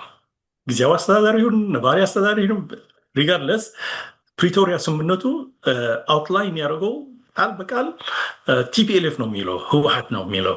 የትግራይማ ስለፈረሰ ነል ኤንድ ቮይድ ብለው ፈርመውበታል እነሱም ቢሆን አይደለ። ከዛ በፊት የነበረውን ነገር ፕሪቶሪያ ላይ ያ ተካሂዶ የተመሰረተው መንግስት አለ በቃ ውድቅ ሆኗል። ስለዚህ ባለድርሻ ሊሆን የሚችለው ህወሓት ብቻ ነበር አይደል? እንደዛ ብቻ ሳይሆን ማለት እንደ አርጊመንት እሱን ማቅረብ ይቻላል። ግን ለማንኛውም ነገር የስምምነቱ መሻርክት ወይም ፓርትነርስ የሚባሉ የፕሪቶሪያ ስምምነት ፓርትነርስ የሚባሉ ቲፒኤልኤፍ እና የፌዴራል መንግስት ናቸው። ኢትዮጵያ ውስጥ ያለው መንግስት ምን አይነት ነው? ትግራይ ውስጥ ትግራይ ክልል ያለው ውስጥ አስተዳደር ምን አይነት ነው? ሪጋርድለስ ማለት ነው። ለዚህ ስምምነት ለመድረስ የተፈራረሙት ሁለት ኃይሎች ናቸው እና አንዱን ሲከስ ወይም ደግሞ ሲያጉላላ ወይም ደግሞ ኤክስክሉድ ሲያደርግ ፓርትነርሺፑ ፈርሰዋል ማለት ነው አውቶማቲካሊ። ስለዚህ በአንድ ጊዜ ጠቅላይ ሚኒስትሩ ምንድን ነው ያሉት? ኢንፋክት እኔ የተፈራረምኩት ከአቶ ጻድቃንና ከአቶ ጌታቸው ነው እስካሉበት ድረስ ነበር የደረሰው። እና እዚህ ላይ አሁን ምንድን ነው የሚያሳየው? ቲፒኤልኤፍ እንደ ኢንስቲትዩሽን ነው፣ አንድ ተቋም ነው። ከተቋሙ ጋር ነው የተፈራረምከው እንጂ ከግለሰቦች አይደለም። ስለዚህ እነዚህ ሁሉ የስምምነቱ እያፈረሱ ነበር የመጡት። የፕሬዚደንት ታደሰ ወረደም እንዲሁ ጊዜያዊ ነበር፣ ለአንድ ዓመት ተብሎ ነበር የተሾመው መሰለኝ እና በዩኒላተራሊ በጠቅላይ ሚኒስትር ጽህፈት ቤት ኤክስቴንድ አድርገነዋል ሲባል ይሄ ነበር ቲፒኤልኤፎች ያልተቀበሉት እና ይህን ሁሉ አከማቸው ማለት ላለፉት 3 ዓመታት እየተፈራረሰ የመጣ ስምምነት ነው። ኢንፋክት አልቆለት ነው የቆየው እና ለዚህም ነው እነሱ አሁን ያሉት በትግራይ በኩል የነበረውን አስተዳደር መልሰናል። ምክንያቱም ትግራይ ካለ አስተዳደር መምራት ማለት በጣም አደገኛ ነው። ኢንፋክት በአሁኑ ጊዜ ትግራይ ውስጥ የጸጥታ ችግር አለ። ለምሳሌ መቀሌ ውስጥ የጋንግ የሚያደርጉ የሚሰርቁ፣ የሚጠልፉ፣ የሚመቱ እንደዛ ነገሮች አሉ። ከዛም እየተፋፍመ ወደ ባሰ ነገር አስተዳደር የለሽ ሁኔታዎች ሊፈጠሩ ይችላሉ። እንደዛ ከተፈጠሩ ኢንፋክት በጣም አደገኛ ይሆናል ቦታው። ልክ ድሮ አዲስ አበባ ታስታውሱት ከሆነ እሪ በከንቱ የሚባል አካባቢ ነበር። አሁን አለ የለም አላውቅም። የአዲስ አበባ ልጆች ግን ያስታውሱት ይሆናል። በዛ አካባቢ ማለፍ በጣም እንትን ነው፣ አስፈሪ ነበር። በተለይ ትንሽ ማታ ሲሆን እዛ አካባቢ በጣም ትልቅ ችግር ስለሚገኝ ማለት ነው። ማለት የጠለፋ የሌባዎች ምናምን ማለት ነው። ለማንኛውም ስለዚህ አካባቢው እንደዛ ሊሆን ይችላል። ልክ የዎርሎርድስ የጋንግስ አካባቢ ሊሆን ይችላል። ስለዚህ ለህልውናቸውና ለጸጥታቸው ሲሉ የግድ አንድ አስተዳደር ባቸው።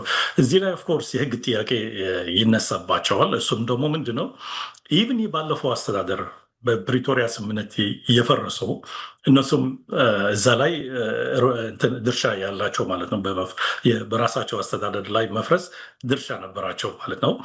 ለማንኛውም ጊዜ ግን ኢቭን እንደዛም ባይሆን ለ5 ዓመት ነበር፣ በየ5 ዓመት ነው የሚደረገው እና አሁን እሱን ማስመለስ ኦኬ፣ በእነሱ በኩል ሳስፔንድ አድርገነው ነበር ለሰላም ስንል።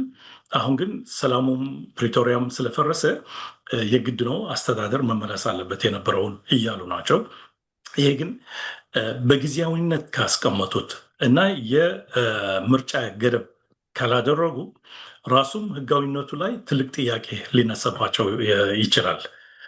ምክንያቱም 5 ዓመቱ ኦልሬዲ አልቀዋል። በ2000 ነበር እንትን የመሰረቱት ያኔ እና አሁን ያለነው በ2020 ነበር ያኔ። አሁን ያለነው 2026 ነው። ስለዚህ የኤሌክሽን ተርሙን አልቀዋል ማለት ነው። ግን ወደ አዲስ ለመግባት አሁን ያለው መንግስት ጊዜያዊና አሳታፊ ሆኖ ከቀረበ የክልሉ መንግስት ማለት ነው እና በዛ በኩል አድርጎ ወደ ምርጫ ያገባለሁ ካለ ምናልባት ይሄ የጊዜያዊነት ህጋዊነት ሊያስለብሳቸው ይችላል። አለበለዚያ ግን የነበረውን መንግስት እሱን ነው እያስቀጠልኩ ያለሁት ምናምን ከተባለ ግን ህጋዊነታቸው ላይ ብዙ ችግር እና ጥያቄ ሊያስነሳባቸው ይችላል። ለማንኛውም ግን ግንኙነቱ ምን ያህል እንደሻከረ ነው በሁለቱ ኃይላት ማለት ነው፣ በኢትዮጵያ ፌዴራል መንግስትና በቲፒኤልኤፍ መካከል ያለው ግንኙነት በጣም ተበላሸዋል። እዚህ ላይ እንግዲህ የኤርትራ ተሳትፎ እንደ ምናልባት ሰከንደሪ ነው የሚመጣው እንጂ ፕራይመሪ አይደለም። ምክንያቱም ችግሩ ያለው በሁለቱ ኃይላት ውስጥ ነው። ግን ቅድም እንዳልኩት ደግሞ ኦፍኮርስ ችግር ሲፈጠር በእንትን አለ ምስል አለ፣ የሁል ጊዜ የጠላት ጓደኛ የሚባል ነገር አለ። ስለዚህ በአሁኑ ጊዜ ልክ ጠቅላይ ሚኒስትር አብይ አሕመድና ፕሬዚደንት ኢሳያስ ጓደኛሞች ያደረጋቸው የጋራ ጠላት ስለነበራቸው ነበር። ያኔ ቲፒኤልኤፍ ነበር ማለት ነው። አሁን ደግሞ የጠቅላይ ሚኒስትር አብይ አሕመድ መንግስት ለቲፒኤልኤፍም ለኤርትራም እንደ ጠላት ሆነው ስለተፈረጁ ወይም ስለመጡ እነዚህ ሁለት ኃይሎች እንግዲህ እነሱ ብቻ ሳይሆን ሌሎቹም ጨማምረ ማለት ነው እንደ ፋኖዎቹ ኦኔጉን ሌሎም ምናልባት ካሉት ያሉ ከኢትዮጵያ መንግስት ጋር እየተጣሉ ያሉ ኃይላት ሁሉም እነዚህ እንግዲህ ቢያንስ ወደ ታክቲካል መተባበር ሊደርሱ ይችላሉ። ምክንያቱም እርስ በርሳቸው ተደጋግፈው ራሳቸውን ሰርቫይቭ ለማድረግ እና ለመመከት የሚያስችላቸው ጊዜያዊ ስትራቴጂ መጠቀም ይችላሉ። ስለዚህ እዚህ ላይ ግብፅ ይሁን ኤርትራውን ሱዳን ልትከስ አትችልም። ኢንፋክት ችግሩ ያለው ውስጣዊው ነው። እነዚህ በሰከንደሪ ደረጃ እየተሰለፉ ያሉት ደግሞ ወይም ደግሞ ሊሰለፉ የሚችሉ ፖቴንሻሊ እነዚህ ሁሉ ምንጩ አይደሉም ለችግሩ። እነዚህ ምናልባት ተጠቃሚዎች ሊሆኑ ይችላሉ ከችግሩ እንጂ እነሱ ጠንቅ ወይም መንስኤ አይደለም ለማለት ነው። ይሄኛውን ጥያቄ ያነሳሁት ለምንድን ነው? ቅድም በእርሶ ማብራሪያ እንኳን ወደ 20 ሺህ ገደማ ታጣቂዎች አሉ በሰሜኑ ጦርነት ወደ ሱዳን የሄዱና አሁን ትግራይ ውስጥ የመጣው ለውጥ ከዛም ደግሞ ከኤርትራ ጋር አለ የሚባለው ግንኙነት በኢትዮጵያና በሱዳን ላይ ምን አይነት ሚና ይጫወታል ማለት ፈልጌ ነበር። ወይ ጥያቄን አላብራራውም ማለት ነው። እሱም እኔም ማለት እንዳልኩት ነው። በሱዳንና በኢትዮጵያ ያለው ግንኙነት እየሻከረ ከሄደ ኢትዮጵያ ደግሞ አርኤስኤፍን እንደ ትራንዚት ይሁን እንደ ማንም እየደገፈች ሱዳንን የምትጎዳ ከሆነ በሱዳኖች በኩል ግብረ መልስ ሊመጣ ነው። አንዱና ቀላሉና በጣም ኢፌክቲቭ የሆነ ግብረ መልስ ደግሞ ትግራይ እዛ ያሉ ታጣቂዎች የትግራይ ብቻ ሳይሆን የፋኖም ጭምር ኢንፋክት ምክንያቱም አማራ ክልል ከሱዳን ጋራም ድንበር አለው። በኒሻንጉል ከሱዳን ጋር ድንበር አለው። በኒሻንጉል ነፃ አውጪ እንትን ተቀናቃኝ አለ። ኦፍኮርስ ድምፁ ትንሽ ከፍ ያለ አይደለም በአሁኑ ጊዜ፣ ግን እርዳታ ካገኙ አሉ ማለት ሌጂትመት የሆነ ጥያቄ የሚያስነሱ ማለት ነው። እነዚህን ሁሉ ኃይላት መደገፍ ይችላሉ ማለት ነው። ስለዚህ ጠንቅ አይሆንም ማለት ነው። ግን ችግሩ ሲጀምር ኦፍኮርስ እነሱም የራሳቸው የሆነ ካርድ ሲኖራቸዋል የሚጠቀሙበት ጸረ ኢትዮጵያ ሊጠቀሙበት የሚችሉ ወይም ደግሞ የኢትዮጵያን ጉዳት ሊመክቱበት የሚችሉ ካርዶች አሏቸው ሊጠቀሙባቸው የሚችሉ ማለት ነው።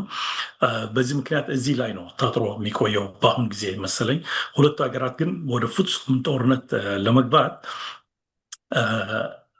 አቅሙም ያላቸውም አይመስለኝም። ምክንያት በጣም እንትን ነው፣ ከባድ ነው። የሀገር በሀገር ይቅርና የአንድ መንግስትና የተቃዋሚ ኃይል በአንድ ሀገር ውስጥ ብዙ ነው የሚያስከፍለው። የህይወት ጉዳት፣ የንብረት ጉዳት፣ በዛም ላይ ኢኮኖሚው ላይ ብዙ ጫና ያደርሳል።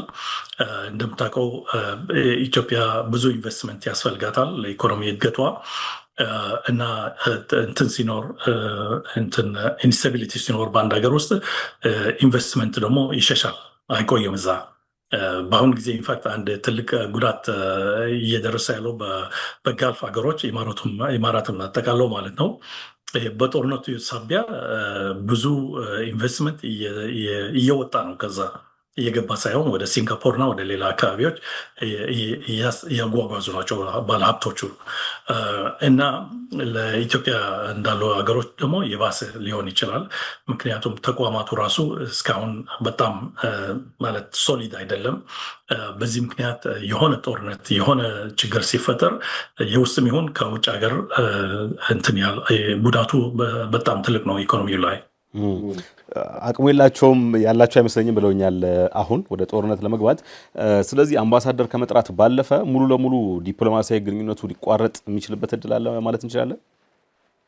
ሂስቶሪካሊ ቅድም ስጀምር እንዳልኩት በሱዳን እና በኢትዮጵያ መካከል ምናልባት የአምባሳደሮች መጥራት ይሄ ዲፕሎማቲክ እንትን ነው፣ ኖርም ነው። ግን ማቋረጥ የሚፈልጉ አይመስለኝም በሁለቱ በኩል። ኢቨን ማለት ጦርነት ሁኔታውን ሲደርሱም ኤምባሲዎቻቸው የሚዘጉበት ወይም ደግሞ ዲፕሎማቲክ ሪሌሽኑን የሚያቋርጡበት ምክንያት ሊኖር አይችልም። አንዱ የኤምባሲዎች ወይም የዲፕሎማቲክ ግንኙነቶች ጥቅሙ ምንድን ነው? በሰላም ጊዜ ብቻ ሳይሆን በችግር ጊዜም ይጠቅማሉ። ምክንያቱም ላይን ኦፍ ኮሚኒኬሽን መኖር አለበት ከአገሩ ጋር ከአንዱ ሀገር ወይም ደግሞ ከሀገሮች መካከል ላይ እና ዲፕሎማቲክ ሪሌሽንሽፕ መኖሩን ይህን ያግዛል። አምባሳደርን ጠርተ ወይም የሌላው ሀገር አምባሳደር አስጠርተ የምታደርሰው መልእክቶች ይኖራሉ። በዚህ ምክንያት ዲፕሎማቲክ ሪሌሽኑን ፍጹም የሚቋረጥ አይመስለኝም። ወደዛም የሚደርሱ አይመስለኝም። በተለይ ደግሞ በኢትዮጵያ በኩል ይሄ ነገር ትልቅ ጉዳት ሊያመጣብን ነው ብለው ኢቭን ለኢማራቶችም ለሌሎችም ካነጋገርኳቸው የኢትዮጵያን ጥያቄ ምክንያታዊነት ይኖረውና ኢትዮጵያ ደግሞ እንድታሻሽል ግንኙነቶችን ሱዳንን የሚያስቆጣ ነገር እንዳታደርግ ልትቆጠብ ትችላለች። ኢንፋክት በቅርቡ ጊዜ የተደረገው በአሜሪካ ውጭ ጉዳይ ሚኒስትር እና በኢትዮጵያ ውጭ ጉዳይ ሚኒስትር ዋናው አንዱ ጥያቄ ከሱዳን ጋር ያለው ግንኙነት እና ይህን ነገር እንዲታሰብበት የሚል ነው። ስለዚህ ኢንተርናሽናል ኮሚዩኒቲውም በአጠቃላይ አውሮፓ ህብረት የሚሆን አሜሪካም መረጋጋት ይፈልጋሉ እዛ አካባቢ አፍሪካ ቀንድ። ምክንያቱም ኦልሬዲ በኢራን ጦርነት የተነሳ ጋልፍ ብዙ እንደሰማነው ብዙ ችግር ነው ዓለም ኢኮኖሚ ላይ አድርሶ ያለው የቤንዚን የነዳጅ ዋጋ ንረት እና ሌሎች አጋጣሚዎች እየታዩ ናቸው። በዚህ ምክንያት ሌላ ደግሞ ችግር አፍሪካ ቀንድ ከተነሳ በጣም እንትን ይሆናል። ብዙ ችግሩ እዛ ላይ የታጠረ የሆነው ማለት ነው። ወደ ሌላ አካባቢም ሊሄድ ይችላል። በዚህ ምክንያት አብዛኛዎቹ የዓለም ሀያላን ከጦርነቱ ታገሱ፣ ወደ ጦርነት አትሄዱ። ይሄ ደግሞ በኢትዮጵያና በሱዳን ብቻ ሳይሆን በኢትዮጵያና በኤርትራን በኩል ያለው ግንኙነት እንዲሻሻል ከተቻለ፣ ካልሆነም ወደ ጦርነት እንዳይገባ ነው ጫና እየተደረገ ያለው በአሁን ጊዜ። ጥሩ ጥያቄዎችን እየጨረስኩ ነው፣ ግን ባለፈው ስላልተገናኘን ከእርሶ ጋር ማንሳትም ወደው አንድ ጥያቄ አለ። ኤርትራን በተመለከተ ዩናይትድ ስቴትስ ማዕቀብ ለማንሳት መወጠኗ ተደጋግሞ ሲዘገብ ነበር እና በኢትዮጵያና በኤርትራ መካከል ሊሆን ይችላል፣ በጥቅል ደግሞ በአፍሪካ ቀንድ ላይ ምን አይነት የኃይል አሰላለፍ ለውጥ ሊያዋለድ ይችላል? ምናልባት ማዕቀቡ ከተነሳ ማለት ነው። አንደኛው የማዕቀቡ መነሳት ምክንያት በአሜሪካና በኤርትራ መንግስት ወዳጅነት ለመፍጠር ተብሎ አይደለም። ግን በዋናኝነት አሜሪካ በአሁኑ ጊዜ በኢራን ጦርነት ተጠምዳለች እና ኢራኖቹ ደግሞ አሁን የሆርሙዝ እንትን ስትሬት ተጠቅመውበት ብዙ ጫና አድርገዋል አሜሪካ ላይ፣ እንደ ስትራቴጂክ ዌፐን ተጠቅመውበታል።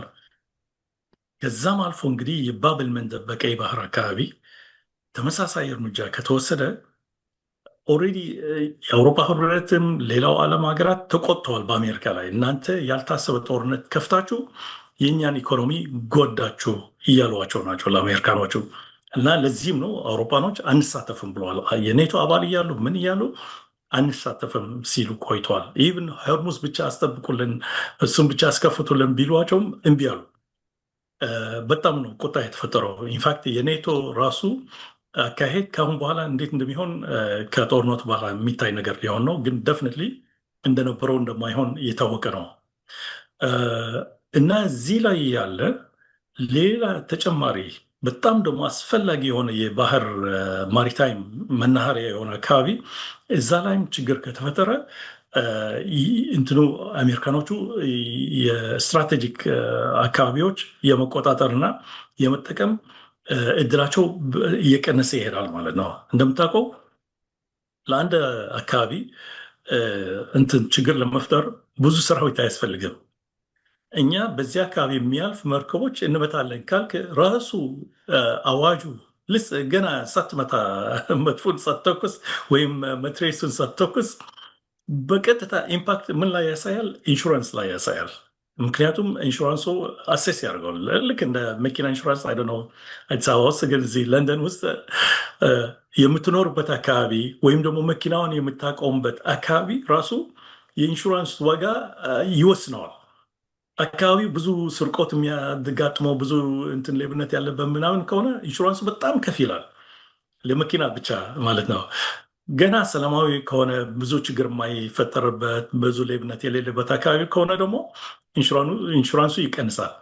እና ኢንሹራንስ ፕሪሚየምስ ሁሉ ጊዜ ኢንዲኬተርስ የነሱ ምንድነው? አካባቢው ሰላም ነው ወይስ አይደለም ብቻ ነው የሚጠይቁት። ተኳሹ ምን አይነት አቅም አለው፣ ምን አይነት ኃይል አለው አይመለከታቸውም። ለነሱ ኢንዲኬተር አንድ እዚህ አካባቢ ላይ ችግር ሊፈጠር ይችላል ሲባል እንግዲህ የችግሩ ላይክሊሁድ በጣም ፐርሰንቴጁ ሀይ ስለሚሆን በዛ ምክንያት ደግሞ ኢንሹራንሱ ሀይ ይሆናል። ኢንሹራንሱ ሀይ ሲሆን ደግሞ ሌላውን በሙሉ አፌክት ያደርገዋል። ልክ እንደ ዶሚኖ ኢፌክት ማለት ነው።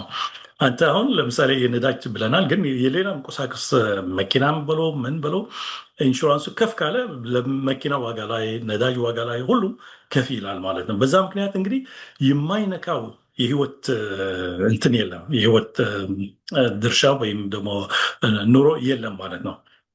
ስለዚህ አንድ የሁቲ ታጣቂ የመን ውስጥ ሆኖ እኔ እንደዚህ አደርጋለሁ ካለ ኢምፓክቱ በጣም ትልቅ ነው።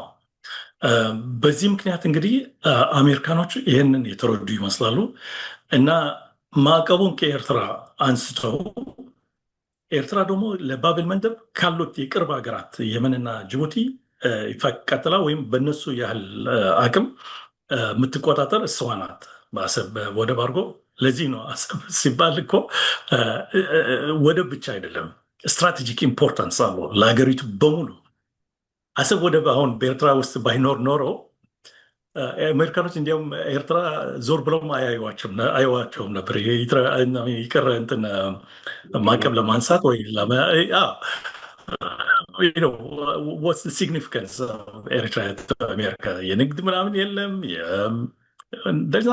ስለዚህ ግን ስትራቴጂካዊ አቀማመጧ የኤርትራ አሰብን ጨምሮ ማለት ነው አስፈላጊነቱ አሁን አሜሪካ ተረድቶ ማዕቀቡን አንስቶ ከኤርትራ ጋር ጥሩ ዝምድና ለመፍጠር እየሞከረ ነው ማለት ነው አሁን።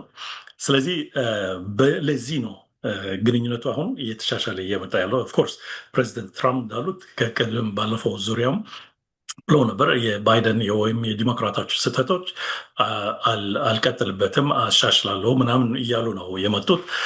በዚህ ምክንያት ማዕቀቡን ደግሞ አብዛኛው የደረሰው በኤርትራ ላይ በዲሞክራቲክ ፓርቲ አስተዳደር ጊዜ ነው እና ለነሱም ከራሳቸው የኤሌክሽን ማኒፌስቶቸው ይሁን የስትራቴጂያቸው የሚሄድ ነው፣ ችግር የለውም። ግን ዋናው ግን የኤርትራን ጂኦግራፊክ እና ስትራቴጂክ ጥቅም ተረድተው ነው እንደዛ እያደረጉ ያሉት። ምክንያቱም ቀይ ባህር ላይ የሆነ ችግር ከደረሰ ከአሜሪካ በላይ ሊቋቋሙትና ምናልባት ሊያስተካክሉት የሚችሉ የቀይ ባህር ሀገሮች ናቸው። ለዚህም አንድ የሴኪሪቲ ሬጂም አለ እዛ ቀይ ባህር በሳውዲዎች የተጀመረው። እሱን ምናልባት ማጠናከር ወይም የሱ ተመሳሳይ የሆነ አንድ የሴኪሪቲ ሬጂም የቀይ ባህር አገራት አንድ ላይ ሆኖ አብረው የቀጠናውን ጸጥታ ወይም ሰላም ማስከበር አስፈላጊ ነው የሆነው። እንደምንም ብለው ደግሞ የመንን ከጨመሩበት ይህ ነገር ሴኪዩር ይሆናል ማለት ነው። ኢንፋክት ወደፊቱም እንደዚህ አይነት ነገሮች እየተፈጠሩ ሊመጡ ነው። እንግዲህ አሰላለፍ የሚባል ነገር እዚህ ላይ የለም። አሜሪካ ከኤርትራ ተሰልፋ ኢትዮጵያን ልትጎዳ ወይም ቫይስ ቨርሳ ሊሆን አይመስለኝም። ለዛ አይደለም። እዚህ ጋር ምን አስታውሱኝ፣ ይቅርታና ይህን ቃለ መጠይቅ ከማድረጋችን በፊት በተመሳሳይ ኢትዮጵያ ላይ ጥላ የነበረውን የጦር መሳሪያ ግዢ እገዳ አንስታለች አሜሪካ። የሚገናኝ ነገር አለው ከዚህ ጋር? እኔ ያልሰማሁትም፣ ግን አት ኤንድ ኦፍ ዘ ዴይ እንትን ነው ማለት የራሳቸው ኢንትረስት ቀዳሚነት ነው የሚሰጡት፣ ማለት ፕራዮሪቲ የነሱን ኢንትረስት ነው። ለዚህም ነው ስለው የቆየው ይህን አሁንም ከኤርትራ ጋር የሚያደርጉት ግንኙነቶች ለአሜሪካ ጥቅም ተብሎ ነው። ምክንያቱም በኢራን ውስጥ በጣም ችግር ስላሉ ለምሳሌ ጦርነቱ ኢንፋክት ኢራን ላይ ሲገቡ በ3 ቀን ምናምን የሚያልቅ መስለዋቸው ነበር። ለዚህም ነው እንትን ሰሬንደር አድርጉ እጃችሁን ስጡ ምናምን ሲሉ የጀመሩት። አሁን ወደ 2ኛ ወር ተገብተዋል። ሚኒስትር ሳምቲንግ ድራስቲክሊ ሮንግ ሄደዋል ማለት ነው፣ ሚስካልኩሌት አድርገዋል ማለት ነው።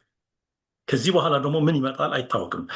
እና አሜሪካኖች በዋነኛው በጥቅማቸው ነው የሚመሩት። ይህም ደግሞ የሁሉም ሀገራት እንትን ነው፣ ፖሊሲ ነው፣ አዲስ ነገር አይደለም። ስለዚህ ከኤርትራ ጋር የሚያደርጉት ዝምድና ለጥቅማቸው ነው በዋነኝነት ማለት ነው። ከኢትዮጵያም ጋር እንዲሁ እንዳልከው ደግሞ እውነት ከሆነ የመሳሪያ እገዳ ማለት አቋርጠናል ካሉ ችግር የለም ማለት ነው። ጥቅም አላቸው ማለት ነው እዛ ላይ። ወይም ደግሞ የኢትዮጵያ መሳሪያም በአብዛኛው በተለይ ደግሞ ከኮሎኔል መንግስቱ ስራ ጀምሮ የምዕራብ መሳሪያ አይደለም። ኢንፋክት የሶቪየት ህብረት የነበረው አሁን ደግሞ የራሻ የሆነው መሳሪያ ነው የታጠቁት አብዛኛው። ስለዚህ የአሜሪካ መሳሪያ ላይ እገዳ ብዙ እንትን አይፈጥርም ማለት ጫና አይፈጥርም ኢትዮጵያ ላይ። ስለዚህ ጫና የማይፈጥር ከሆነም ብንከፍተውም ችግር አይደለም። ግን አንዳንድ የቴክኖሎጂ መሳሪያዎች ከወታደራዊ ትጥቆች ጋር የተሳሰሩ እዛ ላይ ምናልባት ሊጠቅሟቸው ይችላል እንጂ ከዛ በላይ ብዙ ጉዳት የሚያደርስ ነገር አይኖርም። ግናው ቢኖርም ባይኖርም ለማለት ነው። በጣም ደስ ብሎኛል ስለተገናኘን፣ በጣም አመሰግናለሁ። ቀረ የሚሉት ነገር ካለ በሱ መቋጨት እንችላለን። በእኔ በኩል ጨርሻለሁ። እኔም አመሰግናለሁ ለምታደርጉት ሁሉ። ትልቅ ስራ፣ ከባድ ስራ ነው። ኢንፋክት ማለት ፈጣሪ ያግዛችሁ፣ ጽናቱን ይስጣችሁ እና ለሁሉም ኢትዮጵያ ሕዝብና ለኤርትራ፣ ለአፍሪካ ቀንድ ሕዝቦች ሰላም እመኛለሁ። በሚመጣው ጊዜ ደግሞ በአስመራ፣ በአዲስ አበባ፣ በመቅዲሾ እየተገናኘን በካርቱም፣ መቀለም፣ ሌሎች አካባቢዎች እንድናወራ እመኛለሁ ሁሉ ጊዜ። በጣም ጥሩ ምኞት ነው። በጣም አመሰግናለሁ። መልካም ጊዜ። አመሰግናለሁ። ወደ አዲስ ማለዳ ተከታታዮች ሳምንት የወቅታዊ ዝግጅታችን የተከታተላችሁትን ይመስላል። የዛሬው ርዕሰ ጉዳያችን በዋናነት የነበረው የኢትዮጵያና ሱዳን መንግስታት ያሉበትን ውጥረት በተመለከተ ነበር። እሱ ዋነኛው ማጠንጠኛችን ይሁን እንጂ በጥቅል አፍሪካ ቀንድ ላይ ያሉትን ነባራዊ ሁኔታዎች በዝርዝር ተመልክተናል። እንግዳችን የነበሩት ደግሞ የአፍሪካ ቀንድና የመካከለኛው ምስራቅ ተንታኝ አቶ አብዱራህማን ሰይድ ነበሩ። እሳቸውን ከልብ እናመሰግናለን። ከብሪታንያ ለንደን ነበር ያገኘናቸው። ከዚህ በፊትም አግኝተናቸዋል። ወደፊትም ደጋግመን ልናገኛቸው እንችላለን። ቀጠናዊ ጉዳዮች ሲኖሩ በተለይ ማለት ነው።